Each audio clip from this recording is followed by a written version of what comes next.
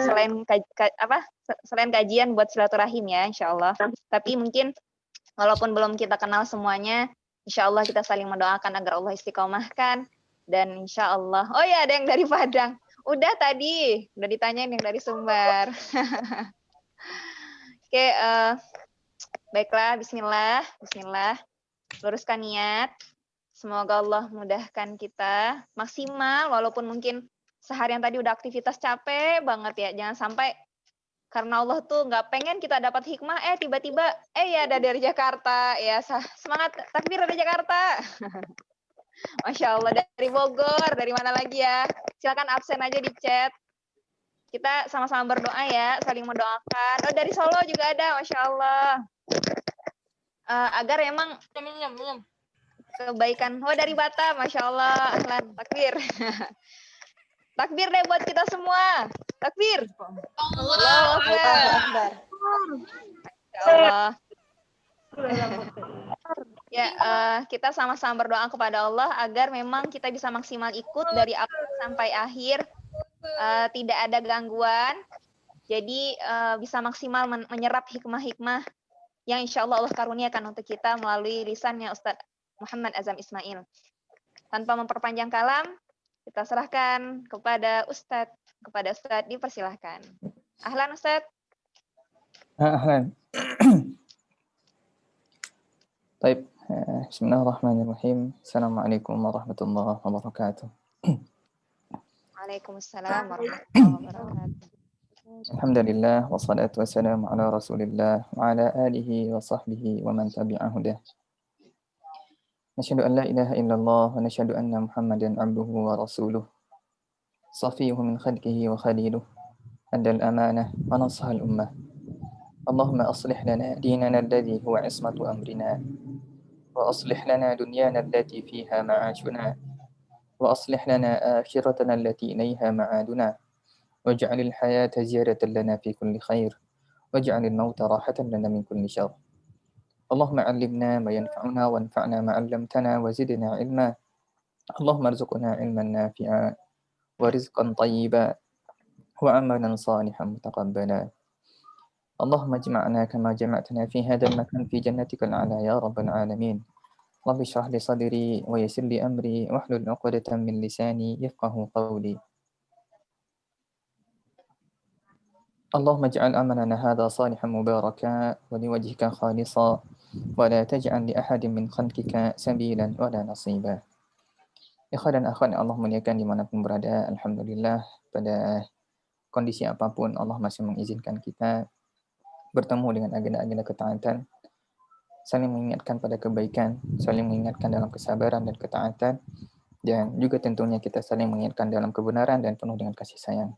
Watawasaw bis sabri, watawasaw bil haqqi, watawasaw bil marhamah. Tiga hal ini adalah tiga pilar yang harus kita jalankan dalam rangka at-tawasi bainal muslimin. Pertama bil haqq, yang kedua bis sabr, dan yang ketiga adalah bil marhamah. Maka tiga pilar ini semuanya harus sama antara kebenaran dengan kesabaran dan penuh dengan kasih sayang. Maka semoga dengan hal ini salah satu cara dari kita merupakan dua hal yang merupakan timbal balik, saling menasihati antara satu dengan yang lainnya, antara satu kelompok kepada kelompok yang lainnya, antara seorang mukmin kepada mukmin yang lainnya, yang semoga dengan hal itu Allah Subhanahu wa taala menganggap kita sebagai orang-orang yang saling mencintai karena Allah Subhanahu wa taala, dan Allah berikan kita naungan nanti di hari kiamat. Amin amin ya rabbal alamin. Ikhwan dan akhwat yang Allah muliakan, alhamdulillah kita masuk kepada halaqah ketiga pembahasan tentang kisah-kisah yang Allah ceritakan di dalam Al-Qur'an. Setelah dua pertemuan sebelumnya kita berbicara tentang masih berkaitan tentang Nabi Musa dan Bani Israel, pada kesempatan kali ini kita berpindah sejenak kepada kisah yang lain.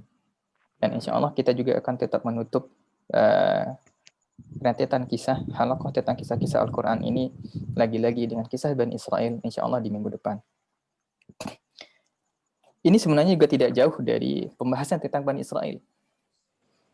Jadi teman-teman yang Allah muliakan, kalau kita perlu memahami dengan baik bahwasanya orang-orang Yahudi, Zionis, ataupun orang-orang yang membenci Islam dan kaum muslimin, Allah selalu bertegas-tegas ya. Dan di situ para para ulama, dan bahkan di antara salah satu hikmah kata para ulama, Allah berulang-ulang menegaskan bahwasanya musuh pertama kaum mukminin itu adalah orang-orang Yahudi ataupun Bani Israel ini. Dan itu ketika kita membaca surah Al-Fatihah, didahului dengan kata ghairil maghdubi alaihim. Al-maghdub al-maqsud huna kata para ulama adalah al-Yahud. Adalah orang-orang yang Allah murkai, itu adalah orang-orang Yahudi. Kemudian baru setelah itu, tanpa melupakan bahwasanya ada kelompok kedua yang juga benci kepada Islam, yaitu an-Nasara wal dhalin. Dan juga bukan orang-orang yang sesat, mereka adalah orang-orang Nasrani. Kemudian yang juga Allah menyampaikan di antara hikmah dan tadabbur kata para ulama, tatkala setelah surah Al-Fatihah, kemudian Allah menjadikan surat setelahnya adalah surat Al-Baqarah. Al-Baqarah juga merupakan kisah yang berkaitan dengan Bani Israel. Kemudian baru setelahnya adalah surah Ali Imran yang berkaitan dengan Nabi Isa ataupun orang-orang Nasrani. Maka lagi-lagi Allah menegaskan bahwasanya harus menjadikan orang-orang Yahudi ataupun orang-orang yang mencaplok ataupun menyiksa kaum muslimin itu adalah orang-orang Yahudi. Dan juga orang-orang Yahudi dan Bani Israel ini merupakan kaum yang paling banyak menyiksa dan membunuh para nabi dan rasul, menjadikan mereka lebih hina daripada binatang. Baru setelah itu lagi-lagi Allah menegaskan tetap akan ada musuh setelahnya, yaitu orang-orang Nasrani. Dan juga lagi-lagi Allah menegaskan walan tardha ankal yahud walan nasara. Lagi-lagi Allah mendahulukan kata-kata tentang Yahudi ataupun Bani Israel. Rentetan kisah tentang Dzulqarnain dan Ya'juj dan Ma'juj ini merupakan jawaban dari Allah Subhanahu wa taala. Tatkala kafir Quraisy tidak mau mengakui kenabian Nabi Muhammad SAW. Kemudian mereka mengutus beberapa orang karena mengetahui bahwasanya ada para rahib, ada para ahli kitab yang ada di Madinah. Mereka utus ke Madinah, coba tanyakan kepada mereka apakah benar orang yang dimaksud ini adalah seorang nabi. Orang-orang yang Bani Israel, orang-orang Yahudi yang ada di Madinah pada waktu itu belum menyadari bahwasanya sudah nabi yang mereka maksud itu sudah datang. Maka kemudian para rahib dari mereka, para pemuka agama dari mereka mengatakan saluhu an salasah, tanya orang ini tentang 3 hal. Maka salah satu di antara ditanya adalah an rajulin tawafin fil ard, tentang seseorang yang kerjanya traveling, yang kerjanya jalan-jalan, yang kerjanya tawaf di muka bumi ini. Karena itu kemudian Allah sebutkan, Allah berikan jawaban terhadap pertanyaan mereka ini dalam surat Al-Kahfi, wa yas'alunaka 'an dzil qarnain qul sa'atlu 'alaikum minhu dzikra. Maka kisah ini dengan antara Dzulqarnain sampai Ya'juj dan Ma'juj ini lagi-lagi kita kembali kepada surah Al-Kahfi dari ayat 83 insyaallah sampai kepada ayat 99. Ini rentetan kisah tentang Dzulqarnain dan hingga sampai kepada insyaallah kisah Ya'juj dan Ma'juj. Siapa Dzulqarnain dan kemudian pada waktu kapan kisah ini terjadi dan bagaimana kisah dan sebagainya tidak Allah jelaskan dengan rinci dan detail di dalam hadis ataupun kemudian diceritakan lagi oleh para Bani Israiliyat juga tidak ada, karena dia bukan bagian dari kisah Israiliyat. Maka kisah ini murni dari hadis. Kisah hal ini murni dari Rasulullah SAW. Tidak ada kontribusi dari orang-orang Yahudi yang ada di Madinah yang tatkala mereka masuk Islam, mereka tidak punya kontribusi sama sekali untuk bisa menceritakan kisah Dzulqarnain ini. Karena Dzulqarnain bukanlah kisah yang berkaitan dengan Bani Israel, sehingga tidak ada di kitab mereka, tapi mereka mengetahui bahwasanya ada seseorang yang dinamakan dengan Dzulqarnain. Kenapa dikatakan dengan Dzulqarnain? Wallahu a'lam. Apakah sebab kenapa dinamakan dengan laqab ya? Laqab ini adalah gelar yang diberikan pada seseorang, baik karena ada kebaikan yang dia miliki, ataupun berupa keburukan yang dimiliki oleh seseorang. Karena itu banyak para sahabat diberikan laqab oleh Rasulullah, seperti As-Siddiq, Abu Bakar As-Siddiq.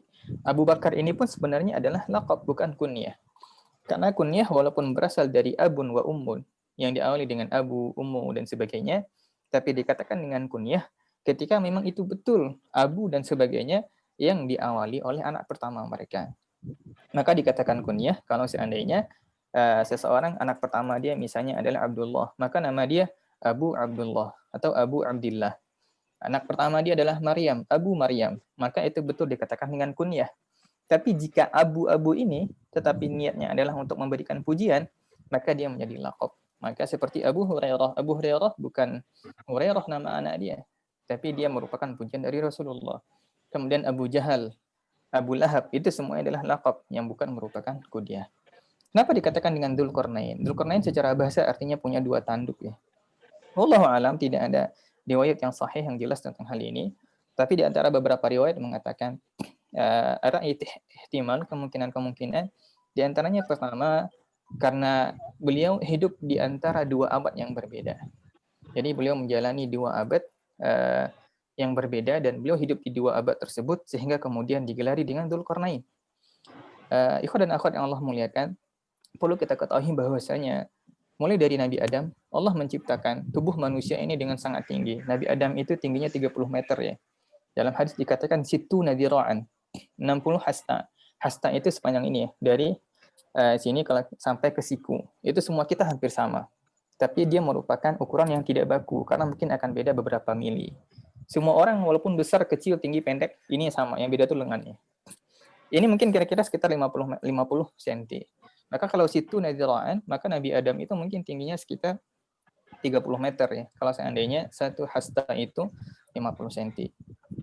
Dan kemudian orang-orang terdahulu itu Allah memberikan umur yang panjang. Nah, itu bahkan Nabi Nuh itu falabitha fihim alfa sanatin illa 50 ama. Hidup bersama mereka selama 1000 tahun kecuali 50 tahun, kata Allah Subhanahu wa taala, berarti 950 tahun. Maka jika seandainya ada teori tentang dinosaur, ada dinosaur dan sebagainya, bisa saja mungkin benar jika seandainya ada fosil-fosil yang ditemukan. Tidak berkaitan dengan teori Darwin, karena mungkin fisik yang Allah berikan juga pada waktu itu binatang mungkin saja besar. Tetapi bukan berarti pembenaran terhadap teori Darwin. Maka orang-orang terdahulu umurnya panjang. Dan salah satu hikmah dari Allah Subhanahu wa taala, kenapa Allah perkecil badan seseorang, dan kemudian kenapa Allah persingkat umurnya, agar bumi ini cukup. Maka bayangkan jika seandainya semuanya badan seperti Nabi Adam, bumi ini tidak akan cukup. Dan umurnya semuanya panjang-panjang. Maka dengan rahmat Allah Subhanahu wa taala, sengaja semakin mendekati Nabi Muhammad dan semakin ke hujung, itu umur seseorang akan semakin pendek, dan kemudian tubuhnya akan semakin kecil, kata para ulama. Karena agar bumi ini semakin cukup untuk dihuni oleh kebanyakan orang. Maka Dzulqarnain ini umurnya lumayan panjang karena dia hidup di antara dua abad. Itu hanya kemungkinan. Maksudnya adalah bukan resmi ataupun informasi dari Rasulullah nama dia Dzulqarnain karena ini. Ada riwayat yang lain mengatakan ini dikatakan Dzulqarnain karena berkaitan dengan fisik beliau. Dzulqarnain ini memiliki fisik yang sedikit ada tonjolan di keningnya, yang seperti ada tumbuh dua tanduk. Karena itu digelari dengan Dzulqarnain. Tapi ala kulli hal, ini bukan menjadi hal perhatian besar bagi kita. Setidaknya kita tahu bahwasanya ada informasi seperti ini, tapi ini bukan menjadi perhatian besar bagi kita. Kemudian para ulama berbeda pendapat apakah Dzulqarnain ini seorang nabi atau memang raja yang soleh saja dan dia bukan merupakan seorang nabi. Maka di sini berbeda pendapat para ulama mengatakan apakah beliau nabi ataupun hanya sekedar seorang raja. Tapi semuanya sepakat mengatakan dia adalah seorang raja, orang yang soleh, orang yang memiliki segalanya, dan kemudian dalam beberapa kondisi, dan kenapa ada yang mengatakan dia nabi? Karena nanti ada percakapan antara dia dengan Allah Subhanahu wa taala. Ini yang mengambil pendapat adanya kemungkinan bahwasanya beliau ini adalah nabi. Maka Dzulqarnain dengan segala yang Allah berikan kepadanya, karena itu wa yas'alunaka 'an dzil qarnain qul sa'atlu 'alaikum minhu dzikra inna makkanna lahu fil ard. Tatkala Allah membahasakan dengan kata-kata makkanna lahu fil ard, Allah memberikan dia segala kekuatan, Allah memberikan dia segala kemampuan, Allah memberikan dia banyak kehebatan yang dia miliki. Lahu qudurat, kata para ulama, dia memiliki kemampuan yang sangat luar biasa, memiliki mawahib, pemberian-pemberian dari Allah yang dia berikan hanya khusus kepada Dzulqarnain ini. Inna makkanna lahu fil ard, dia seorang raja yang soleh, memiliki segala-galanya. Wa atainahu min kulli syai'in sababa. Dan aku berikan bagi dia segala sebab apapun keinginan dia. Dia ingin sukses, Allah berikan cara dia sukses. Allah pengen dia jadi kaya, Allah sudah jadikan dia seorang raja. Dia pengen menjadi orang yang kuat, Allah berikan fisik yang kuat kepada dia. Namun, seorang Dzulqarnain, di sini dia menggambarkan bagaimana seorang dai yang benar. Dia tidak seperti raja-raja yang lainnya. Raja-raja yang lainnya, seperti yang kita temukan, banyak para raja ketika dia sudah mendapatkan kekuasaan, dia cukup duduk-duduk di rumahnya, kemudian menikmati segala pemberian, menikmati segala fasilitas, maka cukup di rumahnya, kemudian menikmati semua fasilitas yang ada. Tapi berbeda dengan Dzulqarnain. Begini seorang dai yang baik. Begini seorang dai yang sepantasnya, dan begini adalah bentuk konkret dari orang-orang yang menyadari bahwasanya husnuzan dengan rahmat Allah Subhanahu wa taala akan masuk ke surga dengan orang-orang yang merasa aman dengan makar Allah. Dzulkarnain sebenarnya sudah Allah jamin dia akan masuk surga karena segala kesalehan Allah berikan kepada dia, segala kebaikan Allah berikan kepada dia, tapi apa? Fa'atba'a sababa. Dzulkarnain mengikuti jalan-jalan sebab-sebab menjadi dia hamba Allah yang saleh. Ikhwan dan akhwat yang Allah muliakan, di sini kita perlu menjadi bercermin kepada Dzulkarnain, menjadi seorang dai yang sangat baik. Pertama di antaranya perlu seorang dai memiliki kemampuan finansial, memiliki kemampuan yang dengan hal itu dia mampu untuk pergi berjalan di muka bumi ini, dia perlu untuk merubah keburukan yang ada di muka bumi ini, dan dia mampu berusaha dengan harta dia sendiri tanpa harus meminta bantuan kepada manusia, kemudian mereka berdakwah kepada Allah Subhanahu wa taala. Dan yang kedua adalah kita perlu memahami ternyata semakin kita yakin dengan rahmat Allah Subhanahu wa taala, harus semakin banyak amalan kita kepada Allah. Maka ini yang membedakan orang yang nggak ada masalah selama kita Islam, selama kita mati dalam keadaan Muslim, kita akan masuk surga. Ada yang satu lagi cemas dengan amalannya dan dia yakin bahwasanya Allah juga akan membuat dia memberikan rahmat pada dia nanti di hari kiamat. Yang membedakan dua orang ini adalah yang satu husnudzon pada Allah, yang satu merasa aman dari makar Allah adalah amal. Maka ini yang dicontohkan oleh Dzulkarnain. Maka Allah Subhanahu wa taala menceritakan tentang 3 perjalanan. Dari banyaknya perjalanan yang akan dilakukan oleh Dzulkarnain, Allah hanya menceritakan 3 perjalanan yang ini dari mimba bil ibrah, yang bisa diambil ibrah oleh seseorang, diambil ibrah oleh seorang manusia nanti ketika membaca Al-Qur'an. Maka dengan hal itu bagaimana dia mencontoh bagaimana menjadi seorang dai yang baik. Maka Allah Subhanahu wa taala fa'atba'a sababa. Allah menceritakan 3 perjalanan yang akan dilalui oleh Dzulkarnain. Berjalan ke arah barat, maghrib syams, kemudian berjalan ke arah matli' syam, tempat terbenamnya tempat munculnya matahari, ataupun ke arah timur, summa ada perjalanan yang di antara keduanya.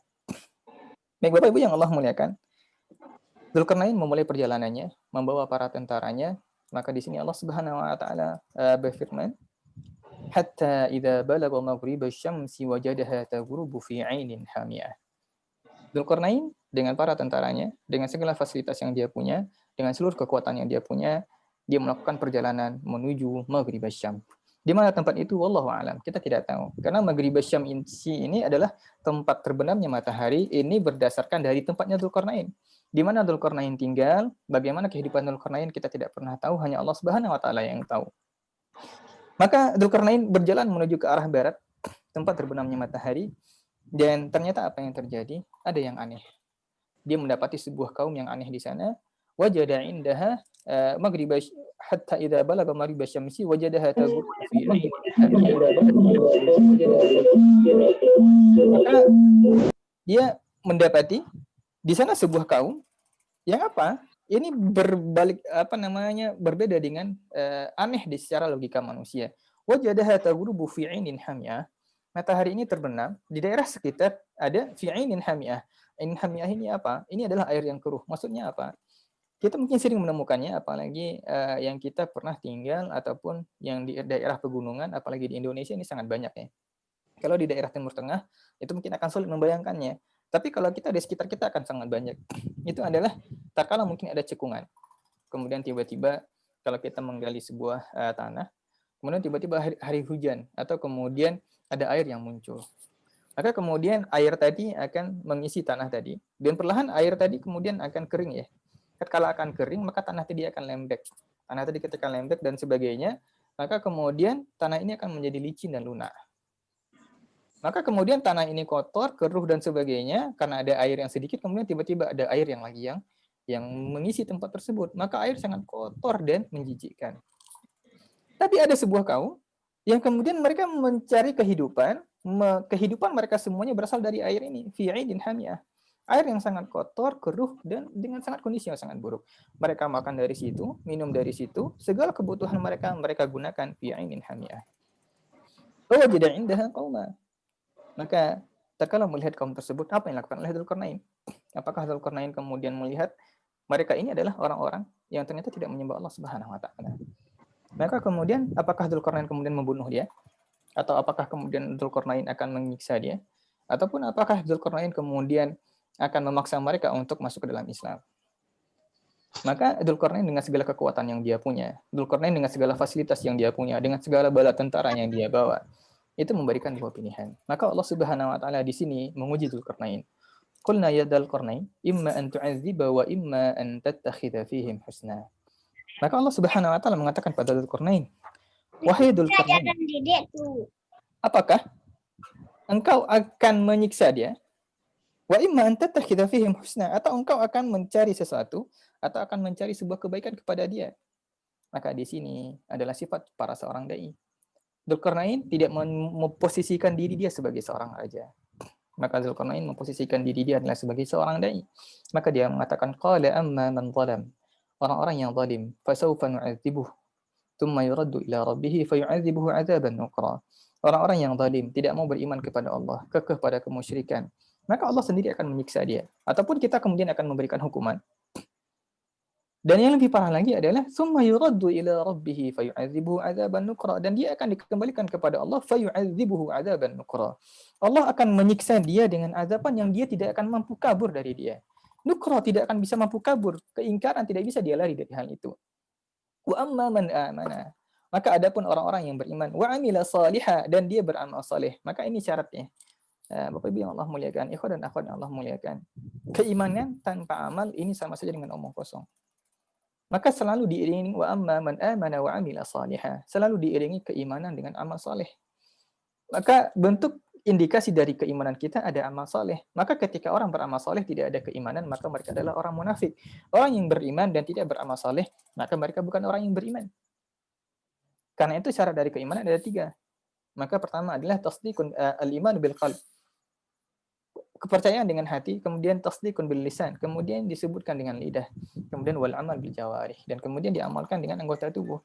Maka syarat pertama adalah al-iman bil qalb, tasdiqun bil qalb, ada keimanan, man amana wa amila salihah, selalu diiringi dengan amal saleh. Maka yang pertama juga dari sini adalah wa amma man amala wa amila salihan falahu jazaa'anil husna wa sanaqulu lahu min amrina yusra, dan kami akan berikan segala kebaikan bagi mereka.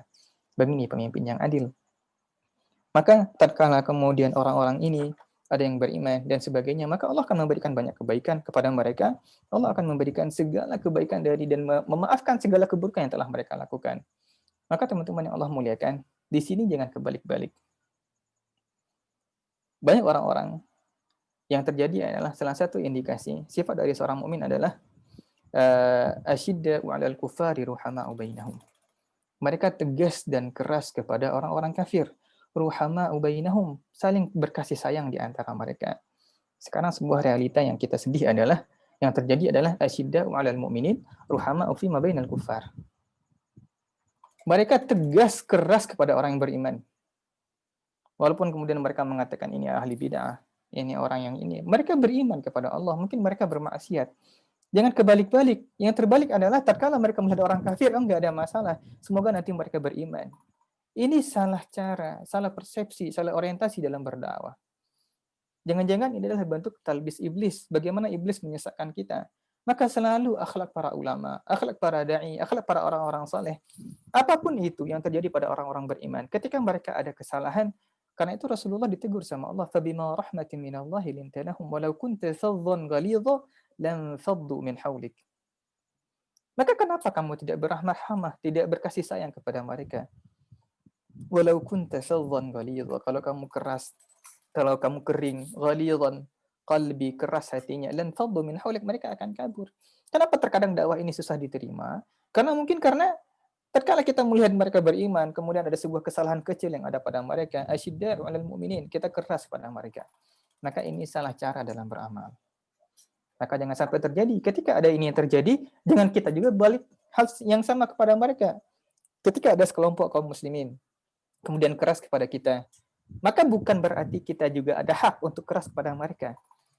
Maka wasanaqulu lahu min amrina yusra. Bahasa yang gampang, mudah, menyenangkan. Karena itu tatkala orang berbuat kesalahan, kita maafkan. Karena itu salah satu teori berdakwah adalah khudil afwa. Pertama, maafkan. Maka ini harus kita pahami bersama. Khudil afwa wa'mur bil urfi, bukan bil ma'ruf. Perintahkan sesuatu yang urf.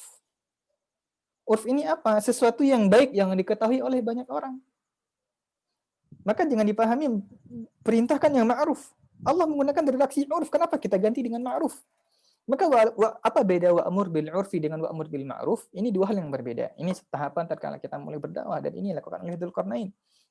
Kalau wa'mur bil urfi, contoh kita datang ke sebuah kampung. Kampung ini, mohon maaf, banyak di sini mungkin adalah tempat lokasi mohon maaf pelacuran misalnya. Maka kita jangan bahas tentang hijab. Kita jangan bahas tentang ikhtilat. Kita jangan bahas dulu tentang aborsi dan sebagainya. Itu bukan ma'ruf bagi mereka.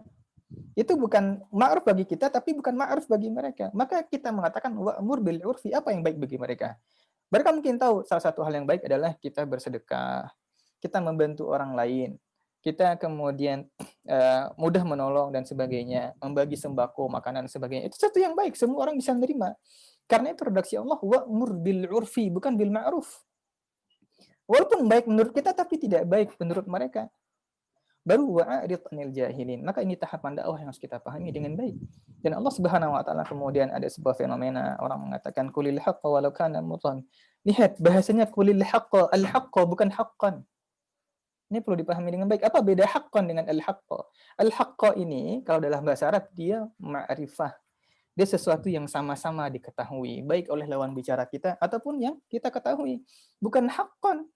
Kalau haqqan itu mungkin dari kita yang tahu, mereka tidak tahu itu benar. Maka kita mengatakan sesuatu yang benar yang dia tahu dan kita yang tahu. Ini cara berdakwah. Maka kemudian ada orang mengatakan qulil haqqa, katakan yang benar walaupun ini pahit. Udah semua dibantai sama dia.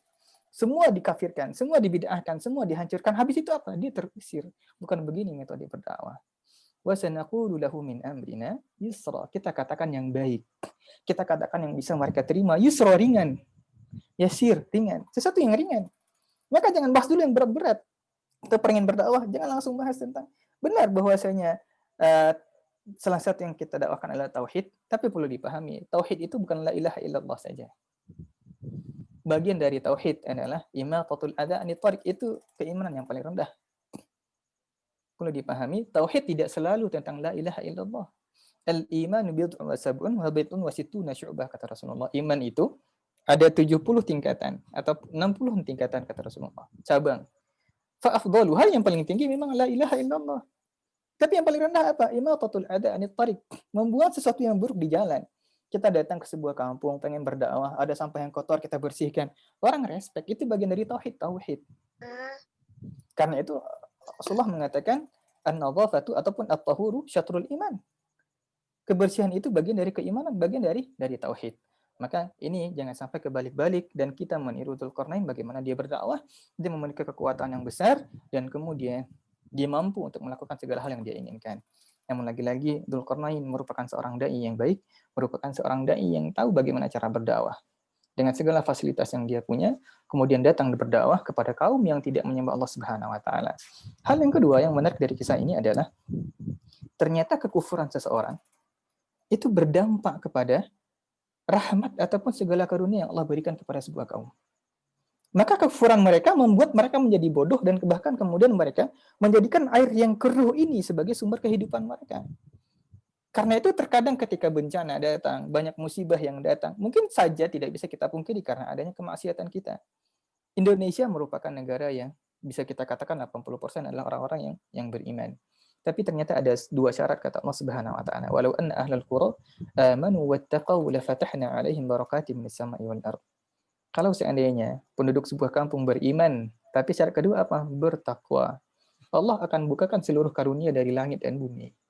Lafatahna 'alaihim barakatim minas sama'i wal ardh. Kita Allah bukakan segala karunia dari Allah. Allah Subhanahu wa taala berikan hujan yang lebat. Allah berikan banyak barang tambang di Indonesia, kemudian banyak makanan dan sebagainya yang tidak ada pada negara-negara lain. Tapi kita tidak bisa menikmatinya. Kenapa? Karena ada syarat kedua yang mungkin belum terpenuhi. Wattaqau. Walau anna ahlal qura amanu wattaqau. Ada syarat kedua yang belum terpenuhi, yaitu ketakwaan kita kepada Allah Subhanahu wa taala yang masih berkurang, keimanan kita kepada Allah yang masih berkurang. Kemudian sampai di situ apa? Dzulqarnain apakah selesai? Tidak. Selesai dia menyelesaikan dakwahnya dia pada kampung ini, maka kemudian lagi-lagi summa atba'a sababa. Maka lagi-lagi Dzulqarnain melanjutkan perjalanan dia Summa atba'a sababa. Mencari lagi sebab-sebab menjadi dia adalah orang-orang yang saleh, mencari lagi sebab-sebab yang membuat dia Allah memuliakan dia, mencari lagi sebab-sebab yang membuat dia akan bisa masuk ke surganya Allah Subhanahu wa taala. Nah, itu para ulama mengatakan khudil asbab kanal asbaba kulli syai. Cari segala macam sebab. Seolah-olah sebab ini segala-galanya. Wa tawakkal 'ala Allah. Dan bertakwalah kepada Allah kanal asbaba la syai. Seolah-olah sebab ini tidak ada apa-apanya. Kita yakin pada Allah agar kita pengen bisa lulus diterima sebuah kampus, agar kita bisa sukses, kita harus berjuang mati-matian. Ini salah satu sebab. Cari sebab-sebab kesuksesan. Cari sebab-sebab kita bisa masuk surga. Cari sebab-sebab hal yang membuat kita bisa menjadi sukses, bisa menjadi lulus, bisa menjadi disukai orang banyak, bisa menjadi seorang dai yang baik. Cari segala macam sebab. Namun kita harus tutupi dengan wa tawakkal 'ala Allah. Bertakwa, bertawakal kepada Allah, serahkan diri kepada Allah secara utuh. Ka'anal asbab la syai. Seolah-olah sebab-sebab tadi tidak ada apa-apanya. Maka summa atba'a sababa. Maka Zulkarnain dengan kondisi seperti itu masih merasa bahwasanya ini belum cukup untuk membuat bagaimana dia bisa menjadi hamba Allah yang sempurna, bisa menjadi hamba Allah yang bersyukur bahwasanya Allah memberikan segala-galanya kepada dia. Maka kemudian Zulkarnain merubah arah haluan dari tempat terbenamnya matahari, kemudian hatta idza balagha matla'a syams. Kemudian dia menuju ke arah tempat terbitnya matahari. Jadi ke arah timur. Wallahu alam timurnya kemana dan sebagaimana, seperti apa timurnya dan sebagainya. Tetapi Zulkarnain menuju ke arah timur. Dan lagi-lagi di sana ada sebuah kaum yang aneh. Hatta idza balagha matla'a syamsi wajadaha tatlu'u ala qaumin lam naj'al lahum min duniha sitra. Di sana dia mendapati kaum lagi. Tetapi apa? Lam naj'al lahum min duniha sitra. Allahu akbar. Allah memberikan dia, menjadikan mereka kekufuran mereka kepada Allah Subhanahu wa taala membuat seseorang ini menjadi bodoh dan terbelakang. Karena itu Islam itu membuat seseorang ini menjadi lebih maju, lebih terbuka pikirannya, karena begitu banyak Islam meminta seseorang untuk berpikir, seseorang menggunakan akal mereka. Karena itu tidak akan pernah mungkin keimanan kita kepada Allah Subhanahu wa taala itu terjadi bertolak belakang dengan akal yang kita punya. Maka apa yang terjadi? Zulkarnain ketika sampai di tempat terbitnya matahari ke daerah timur, wajada mendapati di sana sebuah kaum lam naj'al lahum min duniha sitra. Mereka dikatakan sitra ini penutup, penghalang, ada dua kata ulama di sini. Pertama adalah mereka telanjang. Zulkarnain mendapati sebuah kaum di tempat terbitnya matahari, itu mendapati sebuah kaum telanjang. Mereka punya rumah tapi semua telanjang. Mungkin seperti yang kita dapati banyak di Indonesia, suku-suku pedalaman yang masih tidak menggunakan pakaian, yang dengan kondisi terbelakangnya mereka tidak menggunakan pakaian. Ataupun yang kedua mengatakan lam naj'al lahum min duni syamsi sitra. Mereka tidak memiliki rumah yang bisa menghalangi mereka dari cahaya matahari. Tapi di sini seolah-olah cerita selesai. Kadzalika wa qad ahatna bima ladaihi khubra. Ketika orang yang tidak paham, maka memahami ini bagaimana, apa yang dilakukan oleh Zulkarnain kepada kaum ini. Tapi ternyata tidak. Kalau kita melihat Al-Quran, di sini diberikan beberapa Quran diberikan waqaf. Ada satla, kadzalik. Maka di sini sebenarnya pembahasan yang sangat ringkas, jelas dan padat dari Allah Subhanahu wa taala. Kadzalik. Begitu juga yang ternyata dilakukan oleh Dzulqarnain kepada kaum ini seperti kaum yang sebelumnya. Amma man amana wa amila shalihan falahu jazaa'ul husna. Dzulqarnain juga kembali berdakwah kepada mereka, amma man zalam, siapa yang zalim kepada Allah, fasawfa nu'adzibuhu tsumma yuraddu ila rabbih fayu'adzibuhu 'adzaban nukra. Juga akan disiksa sama Allah. Dan siapa yang beriman, lagi-lagi diterima dengan baik oleh Dzulqarnain, kemudian membuat mereka beriman, dan Allah Subhanahu wa taala menerima taubat mereka dan menjadikan mereka sebagai orang-orang yang beriman dan menjadi orang-orang yang saleh. Maka kemudian tsumma atba'a sababa. Lagi-lagi Dzulqarnain tidak cukup seperti itu. Bapak Ibu yang Allah muliakan, ikhwan dan akhwat dimanapun berada, begini seorang dai yang Allah muliakan, pertama harus keluar. Maka tidak mampu, tidak bisa seorang dai merasa duduk-duduk di rumahnya, kemudian dengan merasa nyaman, berdoa pada Allah, ya Allah berikan hidayah pada sebuah kaum. Itu benar, tapi bukan seperti itu cara berdakwah. Maka para dai itu harus keluar, datang dia kepada sebuah kampung. Karena itu tatkala kita melihat sebuah kemungkaran, ada dua tipe manusia. Orang-orang yang dia datang kepada kemungkaran tersebut dan dia merubah kemungkaran tadi. Dan ada orang-orang yang dari kejauhan hanya sekedar berdoa. Ini adalah indikasi selemah-lemahnya iman. Dan jika seandainya dia orang yang tahu dan tidak turun kepada kaum tersebut untuk merubah, menyampaikan secara langsung, kaum tersebut akan Allah adab dan bahkan mungkin dia orang pertama yang akan Allah siksa. Maka karena itu, begini cara Dzulkarnain mengajarkan kepada para dai. Perlu para dai ini turun ke bawah. Perlu para dai ini turun. Dan tidak hanya nyaman dengan berdakwah pada kalangan yang bahkan sekarang sebuah fenomena yang terjadi. Dan kita perlu semuanya, termasuk saya pribadi dan kita semuanya, kita berlindung dengan merasa nyaman untuk berdakwah dengan kalangan menengah ke atas. Dalam sebuah kesempatan, saya pernah datang ke sebuah kampung. Kampung ini sebenarnya sering saya kunjungi, tapi kemudian ada sebuah musola di sana, ada sebuah surau, kemudian surau ini ternyata tidak ada yang bisa dikatakan istilahnya yang tinggal di sana, yang ikut sholat di sana adalah orang yang sudah tua-tua, bapak-bapak dan sebagainya. Ternyata usut punya usut, bukan karena kampung ini ketinggalan, tidak. Hanya saja karena bahkan di sana di kampung tersebut ada mikrofon, kemudian di sana ada fasilitas semua yang lengkap. Cuman memang jalur yang harus ditempuh untuk menuju ke daerah situ butuh waktu yang panjang. Maka ternyata masih banyak para dai merasa nyaman hanya berdakwah di masjid-masjid yang besar. Banyak para dai yang merasa hebat tatkala bisa berdakwah di kalangan para artis, di kalangan menengah ke atas. Banyak para dai yang bangga tatkala poster wajahnya ada di Instagram dan sebagainya. Kemudian ketika mereka berdakwah dengan duit mereka pribadi, datang jauh-jauh dan kemudian di sana tidak pernah tidak diketahui sama orang lain, bahkan mungkin tidak diberikan fee dan sebagainya, maka masih sedikit dai yang seperti ini. Ini yang perlu kita tiru dari Dzulkarnain. Dzulkarnain datang jauh-jauh, mempersiapkan segala fasilitas yang dia punya, kemudian datang jauh-jauh, summa atba'a sababa. Lagi-lagi dia mengikuti, mencari sebab-sebab yang menjadikan dia orang yang soleh. Bayangkan seorang raja yang lengkap dengan segala fasilitas. Karena itu orang sekarang, jangankan seorang raja, kita saja sering dikatakan dengan sifat mager, ya, malas gerak. Maka apalagi jika saat ini kita adalah para raja. Raja yang Allah berikan segala fasilitas, bagaimana kita akan berdakwah? Maka seorang dai tidak boleh mager. Seorang dai harus mampu menjauhi tempat kenyamanannya dia. Maka rasa nyaman, berhati-hati. Rasa nyaman ternyata bisa membuat seseorang masuk ke nerakanya Allah Subhanahu wa taala. Ini tadabbur yang bisa kita pahami dari surat Yunus. Innal ladzina la yarjuna liqa'ana wa radu bil hayati dunya watma'annu biha. Hati-hati orang-orang yang perlahan mulai tidak ingin bertemu dengan Allah Subhanahu wa taala. Wa radu bil hayati dunya, mulai redha dengan kehidupan dunia. Watma'annu biha, dan mereka nyaman dengan hal itu. Walladzina hum an ayatina ghafilun, mereka perlahan-lahan akan lalai. Ulaika ma'wahumun naru bima kanu yaksibun, itu tempat mereka adalah neraka, kata Allah. Maka berhati-hati dengan zona nyaman. Dengan segala fasilitas yang kita punya, kita perlu bertakwa kepada Allah, cemas kepada Allah, jangan-jangan ini cara Allah membuat kita tidak terlibat pada sebuah ketaatan. Maka begini kita tiru Dzulkarnain. Dzulkarnain dengan segala fasilitas yang dia punya, inna makkanna lahu fil ard, kata Allah, wa atainahu min kulli syai'in sababa. Allah tempatkan, Allah kokohkan dia di bumi ini. Apapun yang dia inginkan Allah beri. Wa atainahu min kulli syai'in sababa. Semua sebab-sebab yang dia inginkan akan Allah berikan. Dia pengen sukses akan Allah berikan. Dia pengen menjadi besar akan Allah berikan. Dia pengen menjadi terkenal akan Allah berikan. Tetapi semua itu bentuk kesyukurannya Dzulkarnain, dia tetap semangat bersababa, mencari sebab agar dia berhak dikatakan orang yang saleh. Maka ini menjadi sentilan besar bagi kita para dai yang mengaku para dai. Apalagi kemudian dengan berdakwah di media sosial, yang kemudian hal ini belum lagi bagaimana dengan fitnahnya syuhrah, fitnahnya keterkenalan, fitnahnya kita merasa hebat dan sebagainya, fitnahnya like, share, and comment dan sebagainya. Maka masih banyak orang-orang yang tidak kenal dengan Islam. Beberapa kali saya dalam artian membimbing jemaah umroh dengan harta yang banyak, dengan dia merupakan seorang dagang emas, kemudian dia punya tambang emas dan sebagainya. Suatu ketika sampai di Malaysia, kita transit di Malaysia, saya mengatakan, oke, kita sholat kita zuhur dengan asar kita jamak.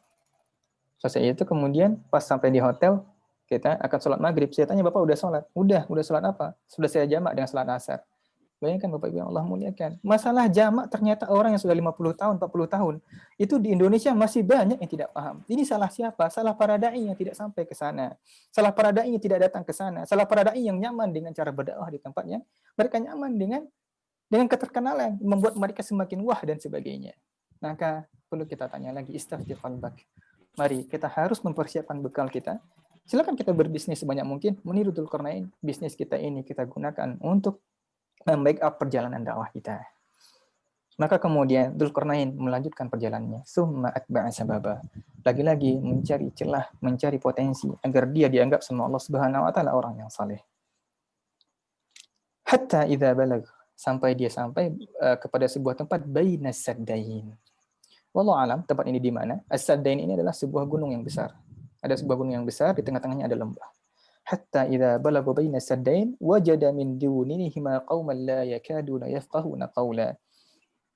Kemudian sampai di sana, dia mendapati sebuah kaum kadu la yakaduna yafqahuna qawla. Mereka hampir saja tidak bisa berbicara, tidak paham dengan apa yang dikatakan Dzulqarnain. Di sini kelebihan Allah berikan pada Dzulqarnain adalah orang yang cerdas. Allah berikan segala sebab pada dia. Maka ada yang mengatakan bahwasanya sampai pada akhirnya bagaimana Dzulqarnain bisa berinteraksi dengan dia.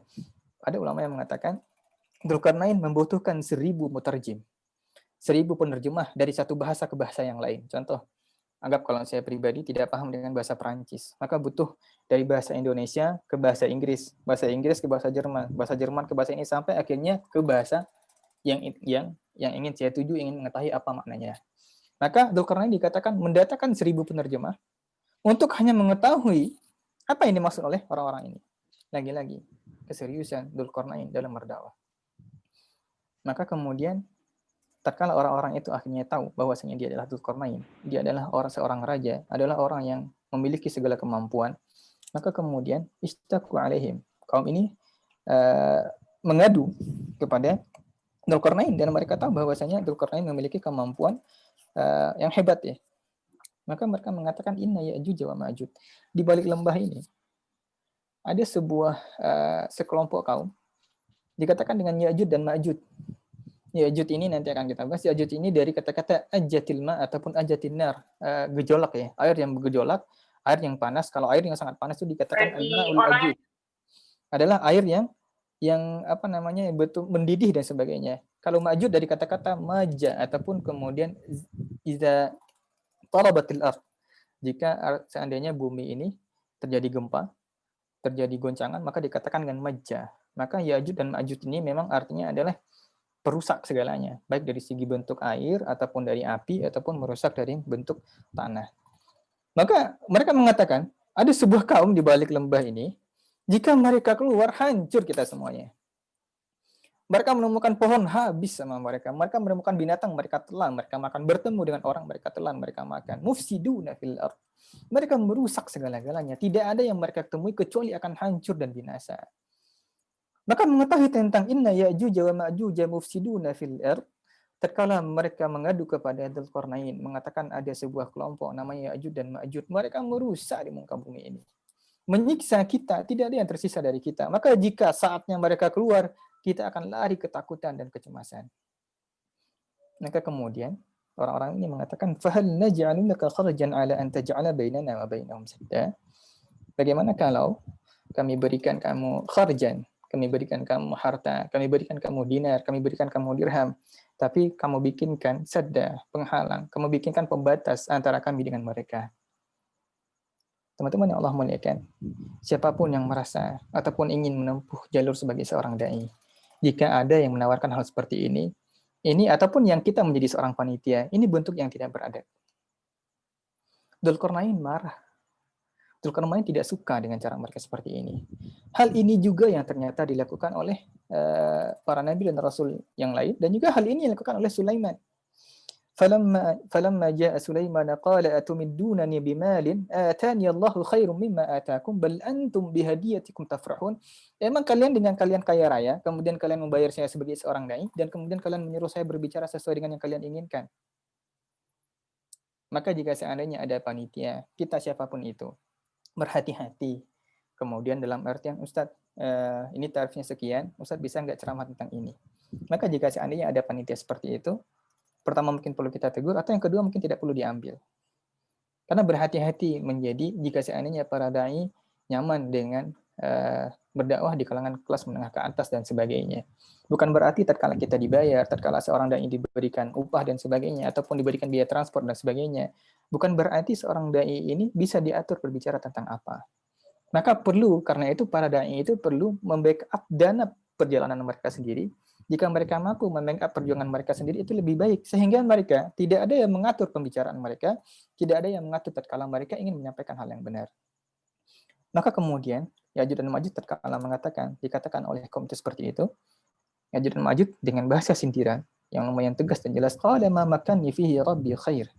Apa yang telah Allah berikan kepadaku jauh lebih baik dari yang kalian punya. Aku punya harta lebih banyak dari kalian. Aku punya kekayaan yang lebih banyak dari kalian. Maka aku tidak butuh kharjan, tidak butuh dengan apa yang kalian lakukan. Tapi lagi-lagi, begini seorang dai yang baik. Fa'inuni biquwwah. Bantu aku, maka aku tidak akan mengambil harta kalian, tapi kumpulkan para laki-laki kalian, gabung bersama aku. Bapak Ibu yang Allah muliakan, ikhwan dan akhwat dimanapun berada, ini harus kita perhatikan bersama. Terkadang ada orang-orang, baik apakah sebuah rumah, ataupun kemudian rumah tangga, kemudian sekolah, ataupun sebuah negara, jika merasa nyaman, jika merasa terbiasa mendatangkan teknisi dari luar, bekerja di rumah mereka, dan mereka bangga dengan harta mereka sendiri, membayar semuanya itu tanpa mereka terlibat, maka berhati-hati, perlahan orang yang punya rumah akan tercampak dan terbuang.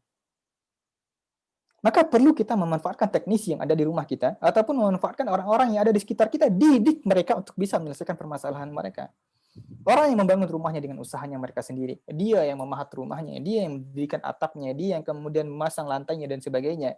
Ketika ada yang merusak, dia akan sangat marah karena dia mempunyai. Tapi ketika ada orang yang hanya sekedar punya harta, kemudian berbangga dengan hartanya dia, kemudian semua fasilitas didatangkan dari luar, maka ketika dia terdesak dan tidak bisa buat apa-apa, dia akan terbuang dan tercampak. Maka begini, Zulkarnain mengajarkan. Diajak semua mereka, datangkan laki-laki itu, maka diajak berjuang bersama. Fa'inuni biquwwatin aj'al bainakum wa bainahum ratba. Aku akan membuat di antara kalian dengan Ya'juj dan Ma'juj ini ratma, pembatas. Kemudian Zulkarnain mengatakan, atuni zubaral hadid.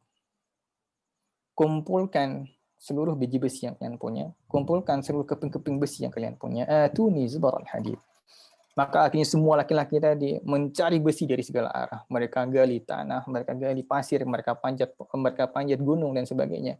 Biji besi mereka kumpulkan. Atuni zubaral hadid. Maka kemudian apa yang dilakukan oleh Zulkarnain dengan cerdasnya Zulkarnain? Bapak Ibu yang Allah muliakan, kalau kita membikin dinding, kalau kita membuat sebuah benteng, anggap lihat benteng tembok Cina dan sebagainya, itu biasanya adalah gabungan. Ketika ada besi, maka besi ini hanya kerangka. Tapi sekarang Dzulkarnain karena tahu Ya'juj dan Ma'juj ini kekuatan dia sangat luar biasa, dia sangat kuat, maka semuanya dijadikan dari besi, tidak dicampur dengan semen, tidak dicampur dengan pasir, tidak dicampur dengan hal yang lainnya. Atuni zubarul hadid. Maka dikumpulkan semua besi sampai hatta idza sawa baina as-sadafain. Hingga sampai besi itu setinggi sama rata dengan tinggi bukit tadi. Sawa baina as-sadafain, antara dua puncak itu menjadi sama. Hatta idza sawa baina as-sadafain. Kemudian Zulkarnain kemudian kembali mengatakan qala anfukhu. Maka kemudian Zulkarnain meminta atuni an-nuhas. Kumpulkan lagi tembaga. Maka tembaga tadi digunakan, maka singkat cerita besi tadi itu di antara besi tadi diletakkan kayu-kayu, diletakkan kayu, kemudian qalan fukhu, ketika sudah sampai setinggi itu disuruh bakar kayu tadi, maka kayu tadi dibakar membuat api yang besar ini menjadikan besi-besi ini meleleh dan kemudian tertancap dalam ke bawah. Kemudian قال انفخوا حتى إذا جعله نارا قال آتوني أفرغ عليه قطرا, datangkan berikan kepadaku an-nuhas, tembaga. Maka kemudian besi ini dicampurkan dengan tembaga, tempat-tempat yang berlubang dan sebagainya diisi dengan tembaga. Ufrig alaihi qitra.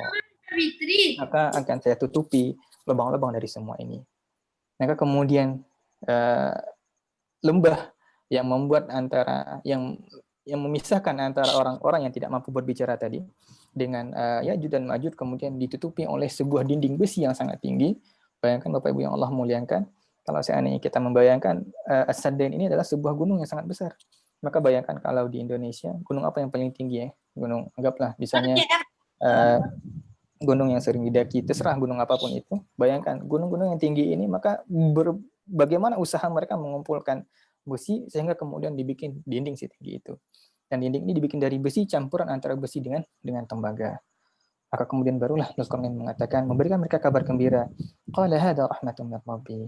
Ini kabar gembira dari Allah Subhanahu wa taala, semuanya merupakan dari rahmat Allah Subhanahu wa taala. Mereka tidak akan mampu mendaki ini, fa idza ja'a wa'du rabbi ja'alahu dakka. Kecuali jika seandainya janji Allah sudah datang, ja'alahu dakka. Dinding yang kokoh ini yang terbikin dari besi dan tembaga ini, ja'alahu dakka, akan kembali roboh dan hancur lebur. Wa kana wa'du rabbi haqqan. Dan janji Allah itu adalah maha benar. Salihin dan salihat yang Allah muliakan. Ini kisah singkat tentang Dzulkarnain. Allah menceritakan tentang 3 perjalanan Dzulkarnain menuju ke barat, kemudian ke timur, kemudian bertemu dengan sebuah kaum yang tidak mampu berbicara, yang membuat antara mereka dengan Dzulkarnain terjadi konflik yang besar, antara mereka dengan Ya'juj dan Ma'juj ada konflik yang besar, kemudian Dzulkarnain mendirikan sebuah tembok yang tinggi. Maka kemudian Dzulkarnain pergi dan melanjutkan perjalanannya sebagai seorang dai, dan di sini kisah ini berakhir. Selanjutnya kita akan berbicara tentang kisah berkaitan dengan Ya'juj dan Ma'juj, mungkin insya Allah dengan waktu yang lebih cepat agar ada pertanyaan dan mungkin waktu kita mulai larut malam. Ya'juj dan Ma'juj perlu kita pahami bahwasanya mereka merupakan anak Adam. Mereka adalah manusia yang Allah berikan mereka sebuah kekuatan yang berbeda antara mereka dengan umat-umat yang lain. Jadi kapan Ya'juj dan Ma'juj ini kapan kisah ini akan terjadi, Ya'juj dan Ma'juj ini kapan akan keluar, dan bagaimana bentuk mereka, bagaimana fisik mereka, dan sebagainya. Jadi Ya'juj dan Ma'juj tadi secara bahasa artinya adalah dari kata-kata ajjatin nar atau ajjatil ma. Terkala air itu mendidih, semakin panas, maka dia akan menghancurkan segalanya. Api yang sangat panas itu bisa menghancurkan besi dan sebagainya. Air yang sangat panas pun bisa menghancurkan. Maka dikatakan Ya'juj. Kemudian Ma'juj itu tatkala bumi ini majjatil ard, seandainya jika bumi ini terjadi maj, maka kemudian dia bergetar, dia terjadi gempa, maka juga akan menghancurkan segala hal di atasnya. Maka Ya'juj dan Ma'juj dari bahasa Arab. Suatu ketika dalam sebuah hadis sallallahu alaihi wasallam, anna Nabi sallallahu alaihi wasallam akhbara an mashhad min masyahid yaumil qiyamah. Suatu ketika Rasulullah mengabarkan kepada para sahabat tentang kondisi mencekamnya pada kondisi hari kiamat. Qala yunadillahu azza wa jalla Adam. Allah memanggil Adam. Ya Adam. Allah memanggil ya Adam. Maka Adam menjawab, labbaika wa sa'dai. Ya Allah, aku dengarkan, aku sambut seruanmu, dan aku lakukan perintahmu. Maka fayaqulullahu li Adam, akhrij ba'than nar. Ya Adam, keluarkan para ahli neraka. Nabi Adam alaihissalam melihat ada sekelompok orang-orang beriman, ada sekelompok para ahli neraka. Tapi Nabi Adam tidak tahu apa yang maksud dari Allah Subhanahu wa taala. Tatkala Allah mengatakan akhrij ba'than nar, wahai Adam, keluarkan para ahli neraka. Maka kemudian Nabi Adam berkata pada Allah, kam ukhrij ya Rabb? Kam ukhrij ya Rabb? Berapa yang akan aku keluarkan? Maka Allah Subhanahu wa taala mengatakan, yaqulullahu li Adam, akhrij min kulli alf, keluarkan dari setiap 1000 999 finnar wa wahid fil jannah. Bayangkan, 999 itu semuanya masuk ke neraka dan hanya 1 orang yang masuk ke surga. Sahabat tatkala mengetahui hal tersebut, ya Rasulullah, aina dzalikal wahid? Bagaimana mungkin kita akan bisa menjadi 1 dari 1000 ini? Siapa yang selamat dari 1 dari 1000 ini? Semuanya akan masuk ke neraka. Maka Rasulullah mengatakan, hadda as-sahabah. Rasulullah menenangkan sahabat. Maka Rasulullah mengatakan yang 999 itu haula Ya'juj wa Ma'juj. 999 itu adalah Ya'juj wa Ma'juj wa minkum wahid, dan kalian adalah 1 orangnya. Teman-teman yang Allah muliakan, salihin dan salihat yang Allah muliakan dimanapun berada. Begitu jumlah yang sangat besar. Perbandingan antara kita dengan mereka 1:1000. Kita ada 1, mereka ada 999. Inilah jumlah yang sangat banyak, karena itu hatta idza futiyat Ya'juj wa Ma'juj wa hum min kulli hadabin yansilun. Tatkala nanti Ya'juj dan Ma'juj dibukakan pintu mereka itu salah satu kelebihan yang Allah berikan kepada mereka tidak akan mati sampai mereka punya 1000 keturunan. Wa hum min kulli hadabin yansilun. Mereka akan mati setelah ada 1000 keturunan yang mereka punya. Maka tatkala kemudian Rasulullah SAW mengatakan kepada, qala hadza rahmatin min rabbi fa idza ja'a wa'du rabbi ja'alahu dakka wa kana wa'du rabbi haqqan wa tarakna ba'dahum yawma idzi yamuju fi ba'd. Nanti tatkala Ya'juj dan Ma'juj kemudian keluar, mereka akan bercampur dengan manusia dan menghancurkan segala-galanya. Baik, sekarang kisah ini kapan terjadi? Secara rentetan kisah hari kiamat. Kisah ini terjadi dalam hadis, dikatakan bahwasanya setelah nanti hari akhir akan turun pertama kali adalah Imam Mahdi. Ketika Imam Mahdi datang, kemudian tidak lama setelah itu Dajjal akan turun. ketika Dajjal turun menyesatkan semua manusia, maka Nabi Isa alaihissalam Allah turunkan dari langit, mematahkan semua salib, membunuh sebuah babi, kemudian membunuh Dajjal. Setelah Dajjal terbunuh, kaum muslimin kembali berbahagia. Nabi Isa diangkat menjadi pemimpin pada waktu itu. Kemudian tidak lama setelah itu, dengan izin Allah, Allah bukakan penghalang antara orang-orang tadi dengan Ya'juj dan Ma'juj, dan kemudian akan keluar dengan jumlah yang sangat banyak. Maka teman-teman Allah muliakan, mereka adalah fa'innahum min bani Adam. Mereka itu adalah manusia. Mereka ada yang mengatakan mereka bukan manusia, tidak. Mereka adalah manusia. Karena itu ketika Allah Subhanahu wa taala menyuruh kepada Nabi Adam untuk memasukkan ke dalam neraka, mereka itu dari manusia. Mereka bukan hewan. Mereka juga bukan golongan jin. Mereka juga bukan makhluk dari planet lain, tidak. Mereka adalah manusia yang memang Allah berikan mereka kemampuan, sama halnya dengan Dajjal. Dia adalah manusia yang Allah berikan dia kekuatan yang berbeda dengan manusia yang lain. Maka di antara fisik mereka yang disampaikan adalah siwarul uyun, mereka agak sipit matanya, zulful unuf, hidungnya pesek, iradul wujuh, wajah mereka agak sedikit datar, ka'anna wujuhumul mitraqah, seolah-olah wajah mereka itu keras, kasar dan sangar. Karena itu ada yang mengatakan jika seandainya wallahu alam, ini hanya beberapa pendapat para ahli, tapi ini juga belum tentu benar dan bisa saja mungkin salah. Karena mungkin potensi kebenarannya mungkin hanya di bawah 30%. Karena ketika tadi Dzulkarnain menuju ke arah timur, ke arah barat, kemudian ke arah timur, kemudian bainas sandain ini di antara dua hal tadi, ulama mengatakan ada mentafsirkan bainas sandain di antara timur dan barat ini berarti menuju ke arah utara. Maka ada kemungkinan mereka ini mirip-mirip orang Mongol, mirip-mirip orang yang ada sekitar Rusia dan sebagainya. Karena indikasi dari sifat yang Rasulullah sampaikan, mereka adalah siwarul uyun, mata mereka sipit, zulful unuf, mereka hidung mereka agak sedikit pesek ya, tidak mancung. Dan kemudian iradul wujuh, wajah mereka agak sedikit datar, dan kemudian ka'anna wujuhum al-mitraq, wajah mereka seperti palu, seperti palu yang kasar dan tegas. Maka pada waktu itu sahabat mengira mereka mirip-mirip orang Atrok, mirip-mirip orang Mongol. Atrok itu sekitar yang ada di kita lihat Atrok ini sama dengan Xinjiang, wajah-wajah seperti itu. Nah, teman-teman yang Allah muliakan, maka kemudian Rasulullah SAW mengatakan, "Idza ukhriju 'alal bashar," jika mereka datang kepada manusia, la yad'una akhdara wa la yabis illa wa atlafuha. Dia tidak akan membiarkan apakah yang hidup ataupun yang mati, tidak dibiarkan, maka kecuali mereka hancurkan dengan segala kemampuan mereka. Maka kemudian suatu ketika Rasulullah SAW mendatangi istrinya, dikatakan adalah kalau tidak salah Zainab binti Jahash. Maka Rasulullah mengatakan, wailul lil Arab, celaka orang-orang Arab, min syarri qad iqtarab, dari keburukan yang telah mendekat. Apa yang terjadi? Maka Rasulullah mengatakan, futihal yaum min radmi Ya'juj wa Ma'juj qadra hakadha. Bayangkan di zaman Rasulullah mengatakan sudah terbuka pembatas Ya'juj dan Ma'juj itu sebesar ini. Maka sebesar lingkaran ini itu sudah kebuka.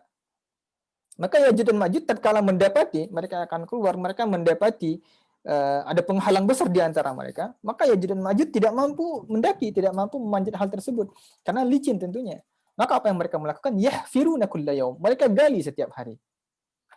Maka Ya'juj dan Ma'juj kerja mereka adalah menggali itu setiap hari, dan apa yang terjadi? Tatkala hatta idza balagha syi'a asy-syams, tatkala mereka sudah bisa melihat matahari dari sebelah sebesar ini, maka kemudian salah satu pemimpin mereka mengatakan, hatta narji' nastarih, kembali kita pulang dulu, kita istirahat, maka kemudian kita ulangi lagi, nahfiruhu qadan, kita akan gali lagi besok hari. Tapi apa? Dalam hadis dikatakan, pemimpin mereka ini, atau ada di golongan mereka ini, tidak pernah mengatakan insya Allah. Dia mengatakan, kita akan gali lagi, dan silakan kita pulang dulu sekarang. Apa yang terjadi? Tatkala mereka besok kembali, itu kembali tertutup sebagaimana sebelumnya. Tertutup, maka mereka gali lagi. Sampai hal terjadi, itu mereka ulangi setiap hari. Tatkala mereka capek, mereka kembali. Tatkala mereka capek, mereka kembali.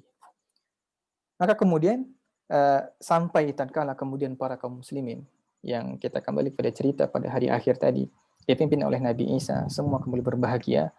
Kemudian pada waktu itulah Allah mengizinkan para Ya'juj dan Ma'juj. Pada waktu itu pemimpin mereka mengatakan, kita hatta narji' nastarih, ayo kita balik, kita pulang, nahfiruhu qadan insyaallah. Allah buat pemimpin dia ini mengatakan insya Allah. Dan apa yang terjadi? Tatkala pemimpin dia ini dan Ya'juj dan Ma'juj datang, kemudian mereka kembali, mereka mendapati seperti yang mereka tinggalkan. Maka langsung pada besok harinya, mereka gali lagi lubang tersebut dan semerta-merta ja'alahu dakka. Pembatas tadi yang kokoh tadi, dinding yang kokoh tadi yang terdiri dari besi dan tembaga tadi jatuh hancur dan lebur, maka kemudian waktu itu langsung Ya'juj dan Ma'juj keluar dengan jutaan jumlah ataupun ribuan manusia. Ulufus sinin, mereka terkurung selama ribuan tahun. Teman-teman yang Allah muliakan, dalam Al-Quran Allah menjelaskan hatta idza waqtaraba al-wa'dul haqqu fa idza hiya shakhisatun absarul ladzina kafaru ya wailana qad kunna fi ghaflatin min hadza. Tatkala memang itu nanti sudah dibuka, kemudian orang-orang sekarang ini berusaha diberikan pemahaman, berusaha untuk dibikin agar mereka tidak merasa Ya'juj dan Ma'juj itu tidak ada. Ini sebuah isu yang selalu digiring. Dan karena itu bahkan salah satu di antara isu-isu yang dibikin adalah bahwasanya kalau seandainya Ya'juj dan Ma'juj ini ada, teknologi sekarang sudah canggih. Kenapa tidak mampu kita menemukan di mana tempat ini dengan segala jenis teknologi yang ada? Maka teman-teman yang Allah muliakan, Allah tidak pernah berbohong dengan janjinya. Allah suatu waktu akan memberikan, mentakdirkan, berarti ada tempat di muka bumi ini yang tidak tersentuh oleh teknologi yang dimiliki oleh manusia. Ada tempat di muka bumi ini yang dengan lemahnya kekuatan manusia tidak bisa mencari tempat yang dikatakan yang dihuni oleh Ya'juj dan Ma'juj ini. Maka tatkala Ya'juj dan Ma'juj tadi keluar, Allah segera mewahyukan kepada Nabi Isa, wahai Isa, akhrajatul qaum, akhrajatul ibad, aku mengeluarkan sekelompok hamba-hambaku. Kalian la yaqdiruna 'alaiha, kalian tidak akan mampu membunuhnya. Maka Allah Subhanahu wa taala menyuruh Nabi Isa dengan orang-orang beriman untuk lari ke Bukit Tursina. Maka di sini teman-teman yang Allah muliakan, tatkala Nabi Isa kembali bisa mematahkan salib, membunuh babi dan sebagainya, dan kembali membuat Palestina merdeka. Jadi dari hadis ini kita pahami juga ternyata adalah merdekanya Palestina indikasi dekatnya hari kiamat. Maka kemudian disuruh Nabi Isa dengan orang-orang beriman lari ke Bukit Tursina. Maka mereka lari ke sana. Karena jika kalian bertemu dengan mereka, tidak ada yang akan mampu bisa membunuh dan mengalahkannya. Maka Ya'juj dan Ma'juj ini dengan badan yang sangat besar dan kemudian dengan jumlah yang sangat banyak, 1:1000 antara kita dengan mereka. Maka suatu ketika mereka lihat mereka melewati sebuah, tatkala mereka keluar, mereka melewati sebuah danau. Dikatakan dengan Buhairah Tabariyah. Nama danau ini adalah Danau Tabari. Allah alam di mana tempat ini. Maka tatkala orang pertama dari mereka minum, sampai orang terakhir, itu tidak ada lagi yang tersisa. Karena fi hadzal makan al-ma, kata dia. Sebelumnya, kalau tidak salah, di tempat ini ada air, kata orang yang pernah melewati ini. Bayangkan, saking banyak Ya'juj dan Ma'juj itu. Dan tidak ada satupun yang dia lewati, kecuali hancur dan mereka binasakan. Ada bangunan hancur, ada rumah mereka hancurkan, ada makanan, ada manusia, dan sebagainya mereka makan. Mereka adalah pemakan segalanya. Maka kemudian tatkala mereka hancurkan, tidak ada tempat di muka bumi ini kecuali diisi oleh Ya'juj dan Ma'juj. Disinggahi oleh Ya'juj dan Ma'juj. Dan mereka berjalan menuju ke arah Syam, tempat Nabi Isa dengan kaum muslimin bersembunyi. Sampai tatkala tidak ada lagi yang tersisa di muka bumi ini, maka Ya'juj dan Ma'juj mengatakan, qatalna ahlal ardh. Kita berhasil membunuh seluruh penduduk bumi. Wa baqiyat ahlus sama. Dan tersisa penduduk langit. Maka apa yang mereka lakukan? Fa'arsalu sihamahum ila sama. Mereka tembakkan panah mereka ke atas. Maka dengan izin Allah Subhanahu wa taala, Allah tipu mereka. Panah mereka ini tatkala turun ke bawah penuh dengan darah. Maka kemudian mereka mengatakan qatalna ahlal ard wa alawna ahlas sama. Kita telah bunuh seluruh penduduk bumi dan kita telah kuasai penduduk langit. Nabi Isa alaihissalam dengan orang-orang beriman tidak ada yang mampu dengan segala kecemasan mereka berdoa kepada Allah.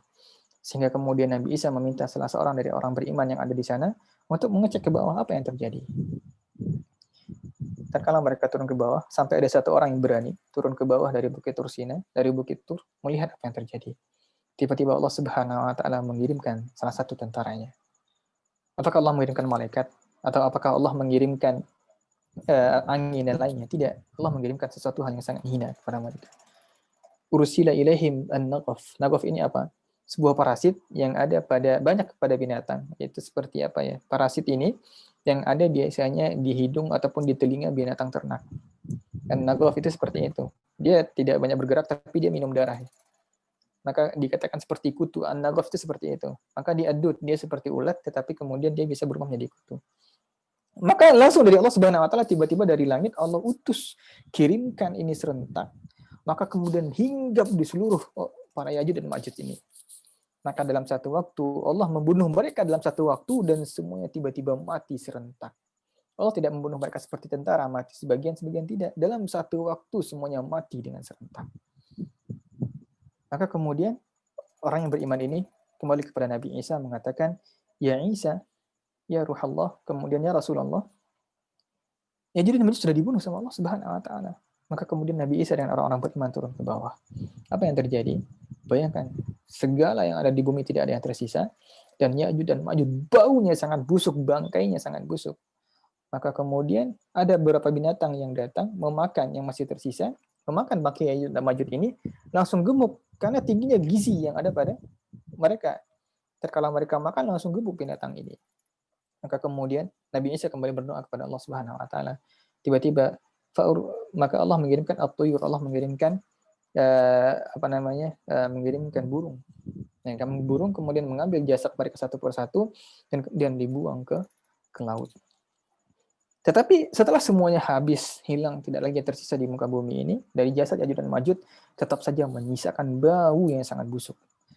Sisa bangkai yang mereka tersisa yang ada pada waktu itu sangat busuk dan sangat menjijikkan. Kemudian dengan izin Allah Subhanahu wa taala Allah menurunkan hujan. Allah kembali menghidupkan tumbuhan di muka bumi ini, kembali membersihkan semua kotoran yang ada pada Ya'juj dan Ma'juj, dan kemudian menjadikan orang-orang beriman kembali menguasai ataupun tinggal di muka bumi ini.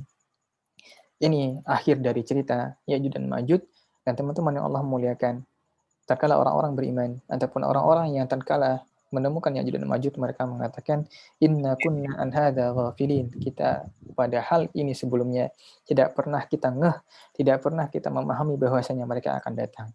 Kita ternyata para ulama mengatakan kita punya kewajiban yang besar untuk menyampaikan estafet cerita ini kepada anak keturunan kita. Waliyadzubillah, jika suatu waktu memang ada dari anak keturunan kita yang kemudian mereka menemukan zaman ini. Mereka harus paham, mereka harus bergabung dengan safnya Nabi Isa untuk menyelamatkan diri dari Ya'juj dan Ma'juj. Dan tidak ada yang bertemu dengan Ya'juj dan Ma'juj melainkan dia adalah ahlun nar. Mereka adalah ahli neraka, mereka adalah orang-orang yang bermaksiat. Tidak ada sebuah rumah yamuju fil ard, karena itu Allah mengatakan dalam surah Al-Kahfi tadi, wa tarakna ba'dahum yawma idzi yamuju fi ba'd wa nufiqa fis suri fajama'nahum jam'a. Dan kami membiarkan mereka pada hari itu yang fil ard, mereka bercampur dengan manusia. Tidak ada manusia yang dia temukan kecuali mereka makan, mereka telan, mereka hancurkan. Maka kita memiliki tanggung jawab yang besar untuk menyampaikan cerita ini.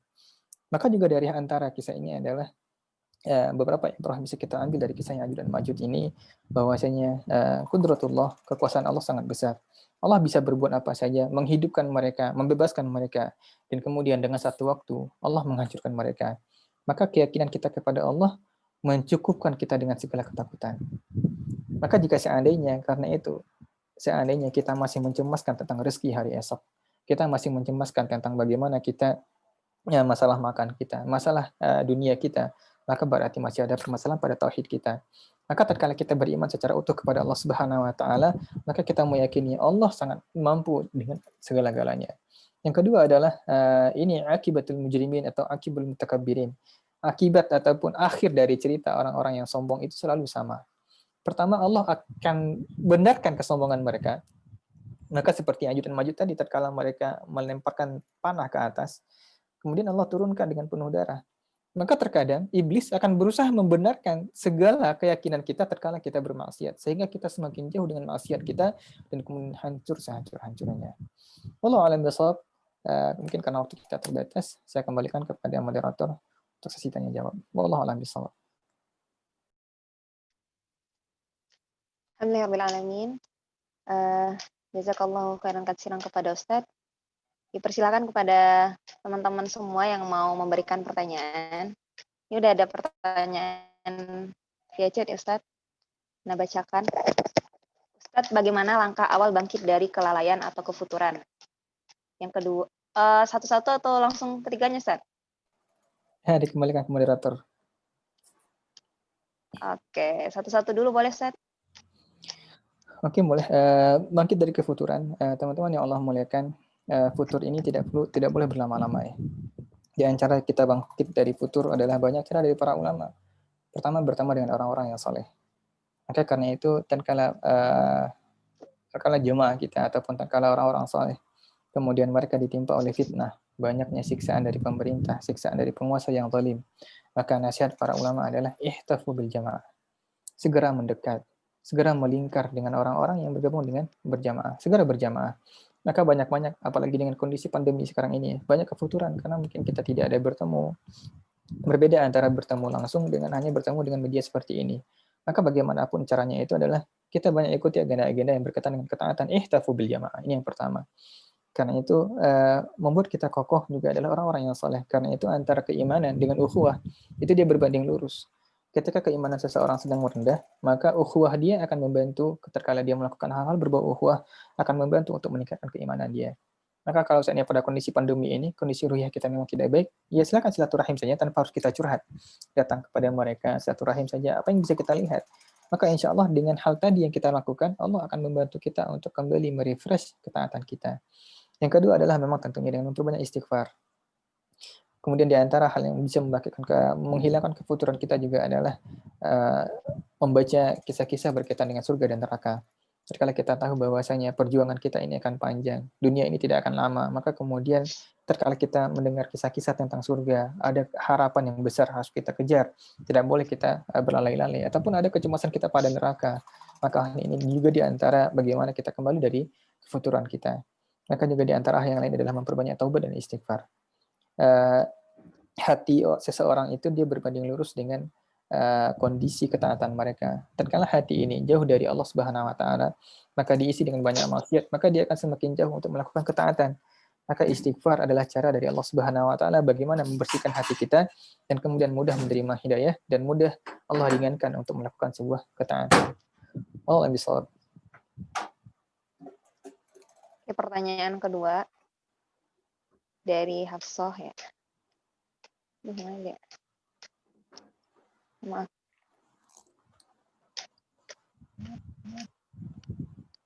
Ustadz, banyak kisah yang Allah azab melalui binatang yang kecil seperti nyamuk pada Raja Namrud. Apa hikmahnya, Ustadz? Pertama, teman-teman yang Allah muliakan, dari hal yang ini kita bisa memahami bahwasanya kehancuran seseorang ataupun runtuhnya penguasa yang zalim, runtuhnya orang-orang yang zalim, orang-orang yang sombong, itu bukan tugas kita. Itu tugas Allah Subhanahu wa taala. Allah dengan cara Allah sendiri akan menyelesaikan permasalahan ini. Ketika seseorang semakin sombong, ketika seseorang semakin bahkan dia mengaku, ini yang berbahaya ya. Ketika seseorang semakin sombong dan kemudian Allah memperlihatkan kemampuannya dia dan Allah biarkan dia semakin sombong sampai pada puncak kesombongannya dia, maka kemudian akan Allah hancurkan dengan cara yang paling hina. Maka bukan tugas kita untuk dalam artian menjatuhkan mereka, menghancurkan mereka. Jika seandainya mereka belum jatuh, mereka masih pada kondisi semakin sombong, maka dalam artian kita biarkan itu urusan Allah Subhanahu wa taala. Tugas kita selalu berdoa pada Allah. Nabi Musa perlu kita pahami, Nabi Musa itu Allah mengutus Nabi Musa pada Firaun bukan untuk mendakwahi Firaun. Kok mendapat bekas aja maksudnya? Karena Nabi Musa salah satu tujuan dia adalah tatkala Nabi Musa kemudian dia berdebat dengan logika dia sendiri, ya Allah, aku telah membunuh dari orang Kipti, kemudian aku tidak mampu berbicara. Ternyata tujuan Nabi Musa Allah utus kepada Firaun bukan mendakwahi Firaun, tapi mendakwahi orang yang ada di sekitar Firaun. Karena itu disuruh sama Allah. Karena bukan Allah sudah tahu Firaun tidak akan mendapatkan hidayah. Tapi adalah tujuan agar Nabi Musa itu berdakwah kepada mereka untuk mendakwahi orang sekitar Firaun. Itu yang terjadi tatkala Nabi Musa datang pada Firaun. Yang terjadi apa? Orang-orang yang ada sekitar Firaun, para al-mala, para pemimpin-pemimpin mereka, kemudian para penyihir mereka beriman semuanya. Maka tujuan dakwah Nabi Musa ternyata bukan Firaun. Maka teman-teman yang Allah muliakan, terkala kita menemukan ada orang-orang yang terlalu zalim pada tingkat kezalimannya, itu bukan urusan kita untuk menjatuhkan mereka dan sebagainya, itu cara Allah sendiri. Tapi tugas kita untuk berdakwah tidak pernah berhenti. Maka Allah akan memperlihatkan kekuasaan Allah dan menghancurkan mereka dengan cara Allah sendiri. Maka ini yang berbahaya. Semakin sombong seseorang, maka akan semakin hina cara dia mati. Banyak. Firaun pun mati dengan cara yang hina. Banyak orang-orang yang sombong, maka mati dengan cara yang hina. Kita lihat yang seperti Mustafa Kemal Atatürk, yang Bapak revolusi yang ada di yang Turki dan sebagainya, dia merubah kesombongan dia sangat tinggi. Itu dengan bangkai bau yang sangat busuk. Kita lihat bagaimana matinya Hitler, bagaimana matinya Mussolini, bagaimana matinya siapa lagi yang kita lihat, misalnya Ariel Sharon dan sebagainya, orang-orang yang terlalu zalim, bangga dengan kezaliman mereka, tidak ada yang mati kecuali dengan cara yang sangat hina di sisi Allah Subhanahu wa taala. Maka berhati-hati dengan kezaliman, semakin zalim seseorang, semakin sombong seseorang, Allah akan menghancurkan mereka dengan cara Allah sendiri. Kemudian yang kedua, kita perlu memahami bahwasanya jika Allah, ini yang perlu kita berhati-hati. Terkadang Allah tidak butuh dengan kita, maka Allah punya tentara Allah sendiri untuk menghancurkan kezaliman ini. Maka tinggal bagaimana kita mau berkontribusi atau tidak. Maka cara Allah memperlihatkan bahwasanya Allah punya banyak tentara sebenarnya kalau Allah ingin. Allah punya banyak cara sebenarnya jika Allah ingin untuk menghancurkan segala kezaliman ini. Hanya dengan cara yang sangat gampang bagi Allah. Tidak perlu Allah mengerahkan segala kekuatan yang Allah punya. Tidak perlu. Maka hanya dengan binatang-binatang kecil membuat mereka mati dengan cara yang terhina. Maka di antara hikmah yang lain juga adalah tatkala kita memahami bahwasanya binatang-binatang ini ataupun hal-hal yang Allah perlihatkan ini kepada kita, kita perlu memahami bahwasanya kita perlu mengambil beban ini, kita perlu ikut serta dalam perjuangan ini. Tatkala kita melihat kisah Dzulqarnain dan sebagainya, maka bagaimana kita berpikir kita mati dalam keadaan dalam jalan dakwah ini, dan kita mati dalam perjuangan ini. Kalaupun perjuangan kita tidak selesai, Allah akan menyelesaikan semuanya dengan cara Allah sendiri. Mau ambil soal.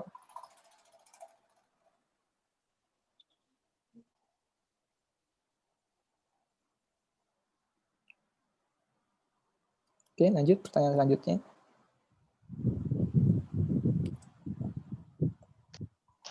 Ya Ustadz, ini ada 3 pertanyaan tentang Ya'juj dan Ma'juj. Mungkin kita gabungkan saja ya. Ustadz, yang pertama, apakah Ya'juj dan Ma'juj beriman karena mereka mengucapkan insya Allah? Yang pertama. Terus yang kedua, saat membuat benteng, bagaimana cara Ya'juj dan Ma'juj dimasukkan ke dalam benteng tersebut? Yang ketiga, Ustadz izin bertanya, adakah sebab hingga Allah jadikan Ya'juj dan Ma'juj ini perusak bumi? Pertama adalah, apakah mereka beriman? Tidak, mereka tidak beriman. Hanya saja Allah mentakdirkan, mengizinkan mereka untuk mengucapkan insya Allah. Ini pentingnya insya Allah, mengucapkan insya Allah, melibatkan Allah dalam segala urusan kita. Teman-teman yang Allah muliakan, insya Allah ini, maka kita jangan suka mengkambing hitamkan insya Allah. Insya Allah itu adalah indikasi tatkala urusan kita ini mungkin 90% akan terrealisasi. Jika memang tidak mampu, katakan tidak bisa. Besok bisa rapat nggak? Bilang tidak bisa, karena besok kita sudah ada agenda. Tapi jika besok agenda kita kosong, maka kemudian kita katakan insya Allah, karena kemungkinan persentase yang terjadi adalah 90%. Banyak kisah-kisah dalam artian para salafus saleh ataupun orang-orang yang lain, karena itu wala yastathnun. Yastathnun ini adalah mengatakan insya Allah, kecuali mereka tidak mengecualikan, istilahnya melibatkan Allah dalam urusan mereka siapapun itu. Ketika tidak mengucapkan insya Allah, banyak musibah yang akan datang. Maka teman-teman yang Allah muliakan, apa beda antara insya Allah dengan in aradallah? Apa beda antara masyiah dengan iradah? Iradah ini pasti terjadi. Karena itu, semua redaksi yang Allah gunakan dalam Al-Quran menggunakan redaksi iradah, itu pasti gampang dan terjadi. Yuridullah bikumul yusra wa la yuridu bikumul usr. Allah menginginkan arada, menginginkan kemudahan bagi kalian, dan Allah tidak menginginkan kesulitan. Yuridullahu an yukhaffifa ankum. Allah ingin untuk meringankan kalian. Tetapi ketika menggunakan redaksi masyiah itu ada indikasi sesuatu yang berat, ada indikasi sesuatu yang susah untuk dilaksanakan. Walau sya'allahu la ja'alakum ummatan wahidah. Kalau Allah pengen, Allah jadikan kalian semuanya satu. Bayangkan susahnya kalau kita semuanya ini satu, warnanya satu, ini semuanya satu, maka umat ini tidak akan bisa, ya udah semuanya tidak ada yang berjuang. Kemudian walau sya'allahu la'anatakum. Kalau Allah pengen, Allah hancurkan kalian. Karena itu ketika Allah menghancurkan, banyak musibah, banyak mudarat yang akan terjadi. Karena itu kita insya Allah, kata-kata masyiah mengandung ada kemungkinan, ada ihtimaliyat, ada kemungkinan bisa ataupun tidak. Itu mulai dari zaman Nabi Adam ya, itu disunahkan untuk mengucapkan insya Allah. Dan juga ini adalah bukti bahwasanya mereka adalah umatnya Allah, juga adalah hamba Allah Subhanahu wa taala, maka Allah mentakdirkan pemimpin mereka ini mengatakan insya Allah. Bukan berarti mereka beriman. Banyak juga ya orang-orang kafir Quraisy juga terbiasa mengucapkan insya Allah. Dan kemudian karena insya Allah yang mereka katakan ini, kemudian Allah memudahkan beberapa urusan mereka. Karena itu juga, banyak juga sekarang kita temukan ya, beberapa orang yang mulai mengenal Islam, kemudian mengucapkan insya Allah. Maka tatkala kita melibatkan Allah, maka jangan sampai orang-orang yang tidak mengenal Islam mengucapkan insya Allah, dan kita yang seharusnya melibatkan Allah dalam segala urusan kita, kita terlalai untuk mengucapkan insya Allah. Maka jika pengen kita sudah urusan kita apapun itu, kita ada event yang bahkan mungkin sudah 90%, maka selalu katakan insya Allah, semoga ini Allah berkahi, Allah mudahkan untuk terrealisasi dengan baik, melibatkan Allah Subhanahu wa taala. Maka jika kita tidak mampu, ini salah satu karunia besarnya tentunya mengucapkan insya Allah. Maka di sini juga bukan sebagai dalil bahwasanya mereka adalah orang-orang beriman, karena insya Allah ternyata juga Allah takdirkan banyak kepada kaum-kaum yang lain, walaupun mereka tidak beriman. Wallahu a'lam bishawab. Yang kedua, bagaimana cara Ya'juj dan Ma'juj dimasukkan ke dalam benteng tersebut? Tidak dimasukkan ya. Jadi mereka memang memiliki batas. Jadi antara kaum ini dengan Ya'juj dan Ma'juj itu ada sebuah lembah. Lembah ini yang membatasi mereka dengan Ya'juj dan Ma'juj. Jadi mungkin bisa saja, wallahu a'lam, Ya'juj dan Ma'juj itu kan memang keluar dengan waktu yang berkala. Itu kaduan orang-orang ini kepada Dzulqarnain. Maka terkala mereka belum keluar, pada waktu seperti itu kemudian dibikin benteng yang tinggi. Maka tatkala mereka lapar dan sebagainya, mereka akan keluar. Maka sebelum waktunya mereka keluar, segera dibikin benteng, dibikin pemisah, sehingga mereka tidak bisa keluar dari gunung tersebut. Jadi bukan berarti dimasukkan, tidak. Mereka memang sudah berada di sana, karena itu tatkala orang-orang ini mengadu kepada Dzulqarnain. Jadi mereka sudah berada di dalam tersebut, dan itu memang merupakan tempat tinggal mereka. Maka wallahu alam, mereka berada di antara dua gunung, diliputi oleh gunung, dan kemudian antara dua gunung ini ada lembah. Lembah ini yang ditutup oleh Dzulqarnain. Kemudian apakah sebab sehingga Allah jadikan Ya'juj dan Ma'juj ini perusak bumi? Segalanya Allah ciptakan dengan segala hikmah dan sebagainya. Maka wallahu alam apa sebab dan sebagainya kita juga tidak tahu. Juga tidak Rasulullah sampaikan tentang hal ini. Tapi dia merupakan salah satu indikasi dari tanda-tanda hari kiamat, ataupun dan dia merupakan tanda-tanda kiamat besar. Sebagaimana Allah menciptakan Dajjal, maka pastinya segala hal itu sebagai fitnah dan ujian pada orang-orang yang beriman. Orang-orang yang beriman akan Allah berikan ujian dengan cara Allah sendiri, maka semuanya akan Allah berikan ujian. Maka salah satu dengan caranya adalah dengan cara meyakini adanya Ya'juj dan Ma'juj yang akan menghancurkan umat ini. Maka juga mereka, karena mereka bagian dari manusia, adalah ciptaan yang berupa manusia, maka mungkin dengan syahwat ataupun kekuatan yang Allah berikan membuat mereka merasa semakin zalim dan sebagainya. Maka secara sharih, secara langsung dari Allah Subhanahu wa taala tidak ada alasan secara jelas dari Allah Subhanahu wa taala, melainkan banyak ibrah yang bisa kita ketahui bahwasanya Allah memberikan ujian ataupun Allah mentakdirkan sesuatu dengan hal yang lainnya, selalu ada ibrah dan ada hikmah dari sebalik semua itu. Wallahu a'lam bishawab. Ustaz, selanjutnya pertanyaan dari Mbak Ika Usman.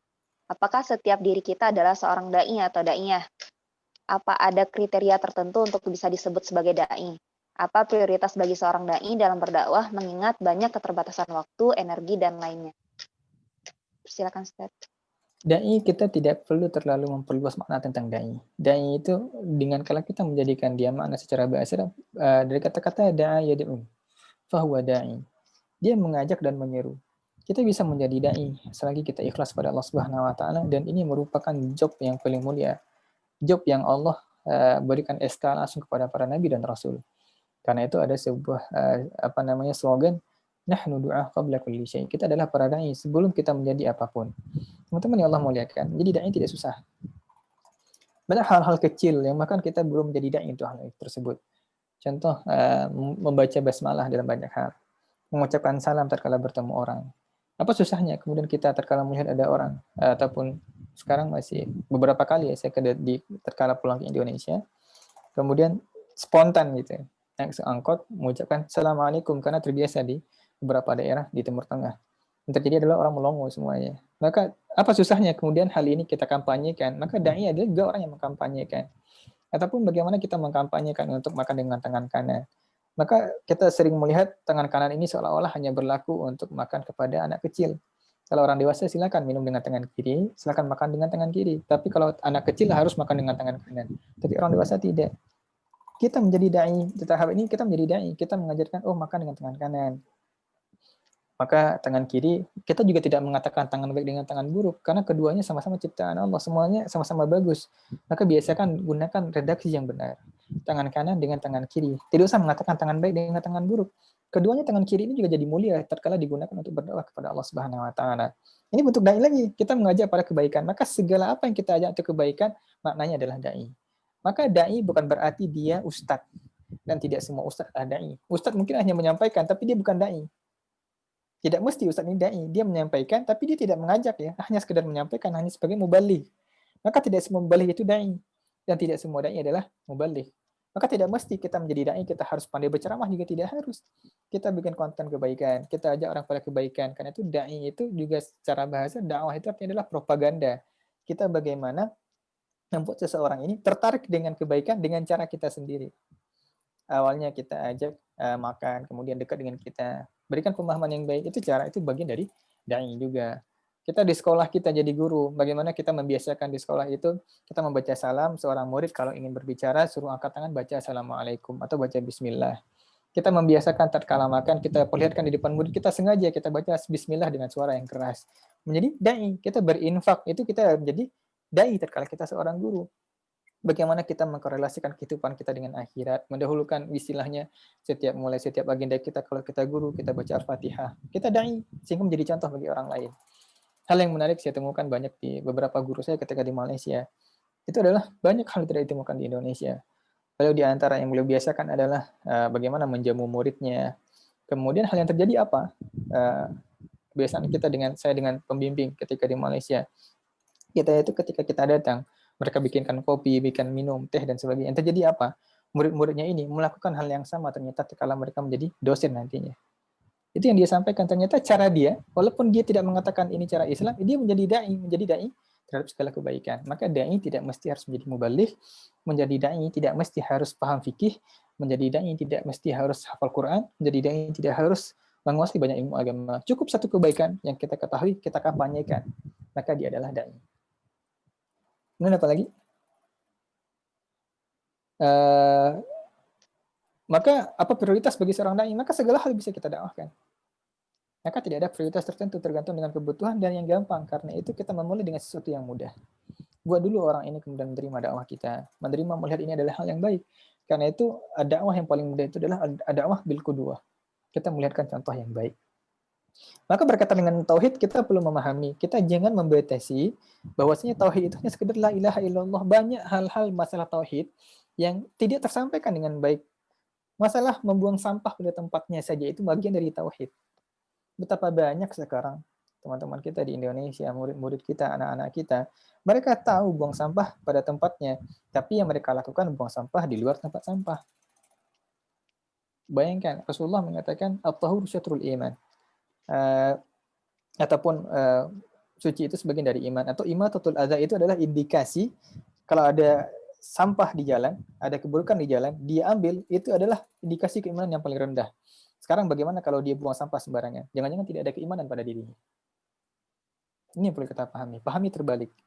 Mengambil sampah itu saja yang ada di jalan itu bagian dari keimanan yang paling rendah. Sekarang bagaimana membuang sampah? Itu bagian dari tauhid juga. Maka mengkampanyekan buang sampah pada tempatnya, memudayakan antri, tertib, dan teratur, itu bagian dari tauhid juga. Maka tinggal kita menjadikan dia adalah hal-hal yang ukhrawi, maka tidak ada, memang adalah tauhid merupakan bagian hal yang paling pertama, untuk paling prioritas, tapi perlu kita pahami bahwasanya ternyata tauhid itu banyak cabangnya. Tinggal kita pengen ngambil yang mana, yang mudah, yang gampang, dan kemudian kita tetap dihitung berkontribusi sebagai seorang dai. Wallahu a'lam bishawab. Ustaz, pertanyaan selanjutnya. Ustadz, jika ada dari Ibu Yanti ya. Ustadz, jika ada orang yang tidak taat atau berdosa atau lupa kepada Allah, kita doakan dan minta ampunkan kepada Allah. Apakah Allah ampuni? Apa buktinya Allah mengampuninya? Kita boleh mendoakan mereka selagi mereka belum wafat. Kalau mereka sudah meninggal, maka kita dilarang memintakan kepada Allah untuk mengampuni mereka jika mereka bukan seorang muslim. Tapi jika mereka seorang muslim, maka tidak ada halangan. Walaupun mereka mati dalam keadaan bermaksiat, maka semua potensi itu bisa. Karena itu salah satu di antara seorang mukmin itu, harta paling mahal mereka adalah anak-anak yang soleh. Al-waladus salih yad'ulah. Anak-anak yang soleh yang mendoakan bagi mereka. Walaupun ayah dan ibunya mati dalam keadaan bermaksiat, tidak menggunakan hijab, tidak taat kepada Allah, tapi mati dalam keadaan muslim, maka tetap bisa anak-anak ini mendoakan kepada mereka. Bukti bagaimana Allah mengampuninya, itu bukan urusan kita. Bagaimana Allah mengampuni atau tidak, itu nanti adalah urusan di akhirat. Kita bisa mengetahui seseorang yang diampuni atau tidak, itu nanti di akhirat. Orang sekelas Rasulullah, orang sekelas Abu Bakar dan sebagainya, tidak tahu apakah dia sudah diampuni atau tidak. Dan karena itu Umar radhiyallahu anhu begitu berambisi tatkala mengetahui ada seorang sahabat yang ada salah seorang tabi'in ataupun seseorang yang Allah jamin doanya akan dikabulkan, yaitu Uwais Al-Qarni. Bayangkan bagaimana cerita Uwais Al-Qarni ini. Umar bin Khattab sangat berambisi mencari beliau, bertahun-tahun ditemui ketika haji, baru kemudian hanya untuk memastikan, hanya untuk meminta agar dosa-dosanya diampuni. Maka tidak bisa kita mengetahui indikasi dosa kita diampuni atau tidak, tapi kita perlu berhusnudzon tatkala seperti yang dilakukan oleh Dzulqarnain. Terus beramal, terus meminta ampun kepada Allah, kita berhusnudzon dengan usaha kita. Allah dengan rahmatnya Allah Subhanahu wa taala, tatkala kita serius maka insya Allah Allah akan mengampuni. Tapi pasti atau tidak itu nanti dalam urusan yang ada di akhirat. Wallahu a'lam. Pertanyaan terakhir sepertinya yang ada di chat itu dari Al-Hurriyah. Afwan Ustadz, bagaimana hukumnya kita menyampaikan kebaikan atau nasihat kepada Banu, namun terkadang kita tidak seutuhnya melakukan kebaikan itu? Menyampaikan kebaikan memang idealnya adalah sebaiknya kita juga ikut melakukan hal tersebut. Karena itu biasanya dalam surat As-Saff Allah Subhanahu wa taala mengatakan, "Ya ayyuhalladzina amanu lima taquluna ma la taf'alun." Ini salah satu metode berdakwah agar lebih mudah kebaikan ini sampai. Kita coba dulu untuk lakukan. Karena di antara hal yang sering juga saya lakukan adalah ketika kita berbicara tentang sabar. Kita coba dulu mempraktikkan sabar selama seminggu, kemudian baru kita bicara materi tentang sabar. Kita bicara tentang materi ukhuwah. Kita lakukan dulu hal-hal berbau ukhuwah, kemudian baru kita bicara tentang materi ukhuwah. Ini biasanya lebih arsakh dan lebih auqa, lebih sampai ke hati untuk disampaikan. Tapi juga bukan berarti menghalangi kita untuk tidak menyampaikan kebaikan. Yang dilaknat sama Allah Subhanahu wa taala adalah tatkala kita menyampaikan sebuah kebaikan, yang kita lakukan adalah malah sebaliknya dengan kesengajaan.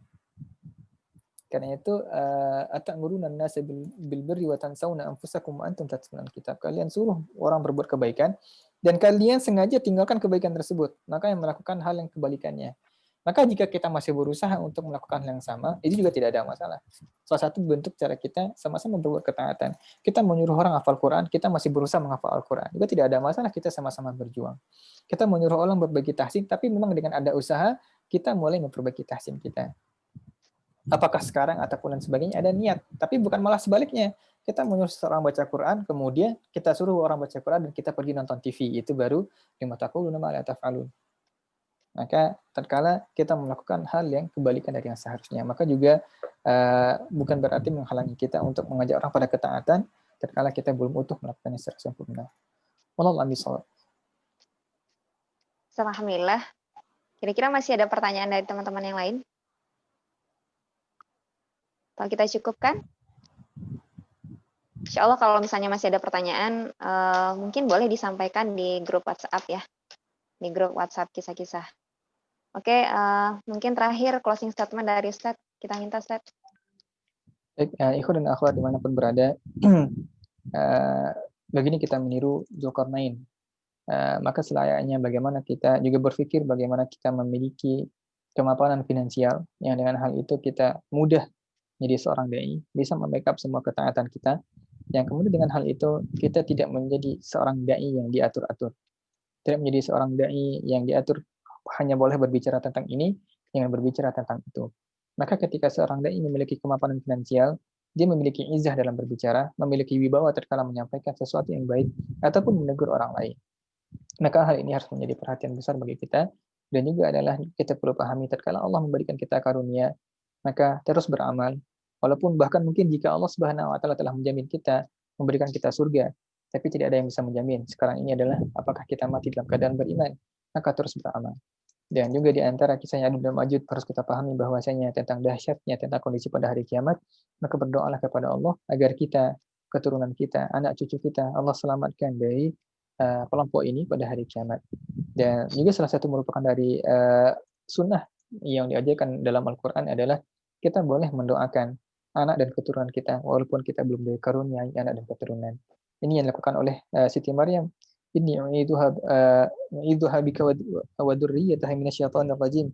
Aku meminta ampun, meminta perlindungan kepadamu untuk bayi yang ada dalam perutku dan keturunannya, maka belum lahir dan sebagainya. Maka boleh saja yang belum menikah dan sebagainya. berdoa agar Allah jaga anak-anaknya nanti ataupun keturunan-keturunannya nanti dari hal-hal yang tidak Allah inginkan. Allahumma inna nastaudi'uka ma hafizna wa ma qara'na faruddahu ilaina inda hajatina ilaiha. Sekian dari saya insyaallah pada malam hari ini. Mohon maaf jika banyak kesalahan. Assalamualaikum warahmatullahi wabarakatuh. Waalaikumsalam warahmatullahi wabarakatuh. Jazakallahu khairan katsiran, Ustaz. Semoga Allah jaga Ustaz, Allah berikan kesehatan selalu. Sehingga Masya Allah beri kita kesempatan untuk membersamai beliau pekan depan insya Allah. Alhamdulillah. Teman-teman mungkin boleh ulang sedikit ya review materi dari pekan pertama, pekan kedua, pekan ketiga. Ya, pekan pertama kita materinya tentang Nabi Musa dan Nabi Khidir. Ada banyak hikmah ya, beberapa hal yang ingin Nabi sampaikan. Bagaimana emang kita menghilangkan ego dalam menuntut ilmu. Ketika emang kita di hadapan guru, walaupun mungkin kita paham terhadap ilmu-ilmu tertentu, maka kita harus menghargai ilmu yang guru kita sampaikan. Dan kemudian ada kontribusi syaitan dalam membuat kita lupa terhadap segala hal. Jadi kalau misalnya ada sesuatu yang kita lupa, berarti jangan-jangan ada kontribusi syaitan di sana. Maka perbanyaklah istighfar. Dan ada 5 mukjizatnya Nabi Khidir. Semua yang disentuh Nabi Khidir berwarna hijau. Nah, terus poinnya juga jangan meratapi keburukan yang pernah kita lakukan. Mungkin sering kita mendengar ada yang menyesal kayak gitu. Ya, bagi seorang muslim sebenarnya tidak ada penyesalan, adalah pelajaran. Maka hikmah selanjutnya, jadi orang tua yang salih. Nah, dia orang mendidikan Al-Quran, sedangkan orang yang belum tentu dia mudah untuk melakukan sholat. Oke, kita selanjutnya masuk ke poin-poin inti pada Uzar dan Bal'am. Yang beriman kepada hari akhir tidak akan terlalu mencintai dunia, tidak akan berlama-lama terobsesi dengan dunia. Tapi ada kaitannya ya dengan materi hari ini, bahwa kita butuh dunia, tapi yang kita kejar akhirat gitu. Jadi beda bab, tidak mencintai dunia, tapi memanfaatkan dunia untuk menjemput akhirat. Kalau yang ceritanya Raja Zulkarnain sekarang. Nah, orang solih sangat berbahaya jika sudah memakan harta haram. Dan orang-orang solih juga harus sangat berhati-hati dengan pujian, karena ternyata pujian itu menggelincirkan. Maka mungkin kita sebagai saudara, sebagai sahabat, ketika ada yang muji, ih Masya Allah ya, mungkin, Masya Allah ya, soleh banget, Masya Allah ya, gini-gini. Mungkin ketika sudah terasa berlebihan, maka kita sama-sama perlu mengingatkan, hati-hati, nanti hatinya jadi rusak, nanti hatinya jadi bermasalah, jadi ada penyakit hati, kayak gitu. Maka mari menjadi saudara, menjadi sahabat yang mampu saling mengingatkan dan saling menjaga, insya Allah. Nah, dan kita jangan sampai kagum kepada orang-orang yang masih hidup. Hatta mungkin perjalanan hidupnya Masya Allah banget gitu. Karena masih ada kemungkinan mereka untuk bermaksiat di akhir hidupnya. Tapi kita udah boleh kagum ketika udah jelas-jelas orang-orang soleh itu akhir hidupnya adalah husnul khatimah. Maka beliau sudah bisa kita jadikan insya Allah idola. Karena udah jelas akhir hidupnya. Maka mari saling berdoa, saling mendoakan agar kehidupan kita Allah redhoi ya, berakhir dengan husnul khatimah insya Allah. Nah, sedangkan Raja Zulkarnain hari ini versus Ya'juj dan Ma'jujnya, Masya Allah ya, luar biasanya Raja Zulkarnain, udah Allah beri kesenangan dengan kesolehannya, Allah beri segala fasilitasnya, tapi beliau terus mencari segala sebab-sebab agar memang beliau istiqomah bersama kebaikan. Beliau terus mencari peluang-peluang amal kebaikan gitu. Semoga kita menjadi sekarang ini yang ikut kajian Quran, yang ikut kisah-kisah ini, pasti ada banyak hikmah kan yang bisa disampaikan, ada banyak hikmah yang bisa kita bagi kepada orang lain, sedikit demi sedikit yang mampu kita lakukan. Maka saatnya juga kita untuk mengajak yang lain untuk melakukan kebaikan. Dan jangan sampai kita menjadi dai, menjadi guru-guru yang nyaman dengan kondisi gitu. Oh, saya nyaman di sini, kayaknya orangnya baik-baik, segala fasilitas saya terpenuhi gitu ya. Itu menjadi evaluasi juga bagi Yofi secara pribadi ya. Mungkin bisa jadi masih ngajar itu atau nyari tempat itu, nyari sesuatu yang masih dianggap nyaman. Itu bisa jadi pelajaran buat kita. Jadi emang masih ada banyak tempat, masih banyak daerah-daerah yang butuh para dai. Jadi teman-teman yang masih di rantau, yang lagi proses ngafal Quran, lagi belajar, yang lagi mutkinin hafalan, Jangan lupa pulang kampung ya. Masih banyak tuh yang pengen belajar Quran, tapi nggak ada guru Qurannya. Sekarang yang masih di rantau maksimalin aja dulu ilmu sebanyak-banyaknya. Nah, terus jangan lupa para dai membackup harus punya penghasilan sendiri, harus mandiri agar kita tidak bisa dibeli. Jadi mungkin kalau ada yang bilang jangan sampai ayat-ayat itu kamu perjualbelikan. Sebenarnya mungkin lebih kepada poin ini ya. Ketika apa yang beliau sampaikan itu sudah diatur sama yang memberi biaya gitu. Oh, kamu harus ngomongnya tentang ini, cari ayat-ayat yang dalilnya mendukung ini. Padahal jika emang jadi seorang dai ya harus berdiri di atas yang hak gitu. Oke, mungkin itu sedikit dan yang paling menarik poin kecilnya aja ya, bukan. Merdekanya Palestina itu adalah indikasi dekatnya hari kiamat. Mudah bagi Allah untuk menghancurkan kezaliman, bahkan dengan hal-hal kecil. Tergantung kita mau ikut berkontribusi, apa mau bengong-bengong aja. Nah, mau jadi yang mana? Asik. Nah, teman-teman, itu sedikit rangkuman dari pekan pertama sampai pekan ketiga ini. Ada sedikit informasi yang mau disampaikan. Insya Allah, habis pada pekan ketiga ini, kita punya 2 voucher pulsa 50.000. Jadi, bagi yang membuat resume terbaik dan kemudian mention Rumah Quran Al-Wafi, insya Allah kita akan berikan voucher 50.000. Ayo buruan. Sebenarnya sih kalau dipikir-pikir ya, voucher 50.000 tuh berapalah gitu. Tapi teman-teman, yang penting untuk teman-teman ingat adalah efek dari ketika teman-teman posting hikmah dari kajian ini ke media sosial. Ada banyak hal-hal negatif yang sekarang tuh banyak banget beredar di media sosial. Tapi muncul kita untuk nyebarin kebaikan. Nah, hal itu yang harus kita dukung bersama-sama agar memang kezaliman itu, keburukan itu ya ratingnya jauh lebih ke bawah, lebih muncul itu hal-hal kebaikan gitu. Jadi sebenarnya poin intinya di sana, bukan pada voucher 50.000-nya. Sip ya. Terus insya Allah nanti di akhir materi, di akhir kisah ini kita akan ada kuis dari pertanyaan dari pekan pertama sampai pekan keempat. Siapakah yang menjadi ranking 1, ranking 2, dan ranking 3-nya? Ya, kita saksikan pekan depan insya Allah ya. Mungkin itu saja buat pekan ini. Banyak maaf, semoga yang sakit Allah beri kesembuhan, yang lagi Allah uji Allah beri kelapangan, yang sedang ada beban Allah beri kesabaran, yang lagi berduka Allah berikan kebahagiaan. Intinya dalam hidup mah cuma 2, syukur dan sabar. Semoga kita selalu berbahagia bersama Quran. Insya Allah Allah akan berikan kelapangan dalam hati kita. Semangat terus untuk berfastabil khairat, saling mengingatkan, saling mendoakan. Banyak maaf, kita tutup dengan hamdalah, alhamdulillahirrabbilalamin, dan doa kafaratul majlis. Subhanakallahumma bihamdika asyhadu an la ilaha illa anta astaghfiruka wa atubu ilaik. Assalamualaikum warahmatullahi wabarakatuh. Dadah. Waalaikumsalam warahmatullahi wabarakatuh. Dadah Kak Wafi. Dadah. Izin pamit. Waalaikumsalam. Jazakumullah khairan katsir. Barakallahu fikum.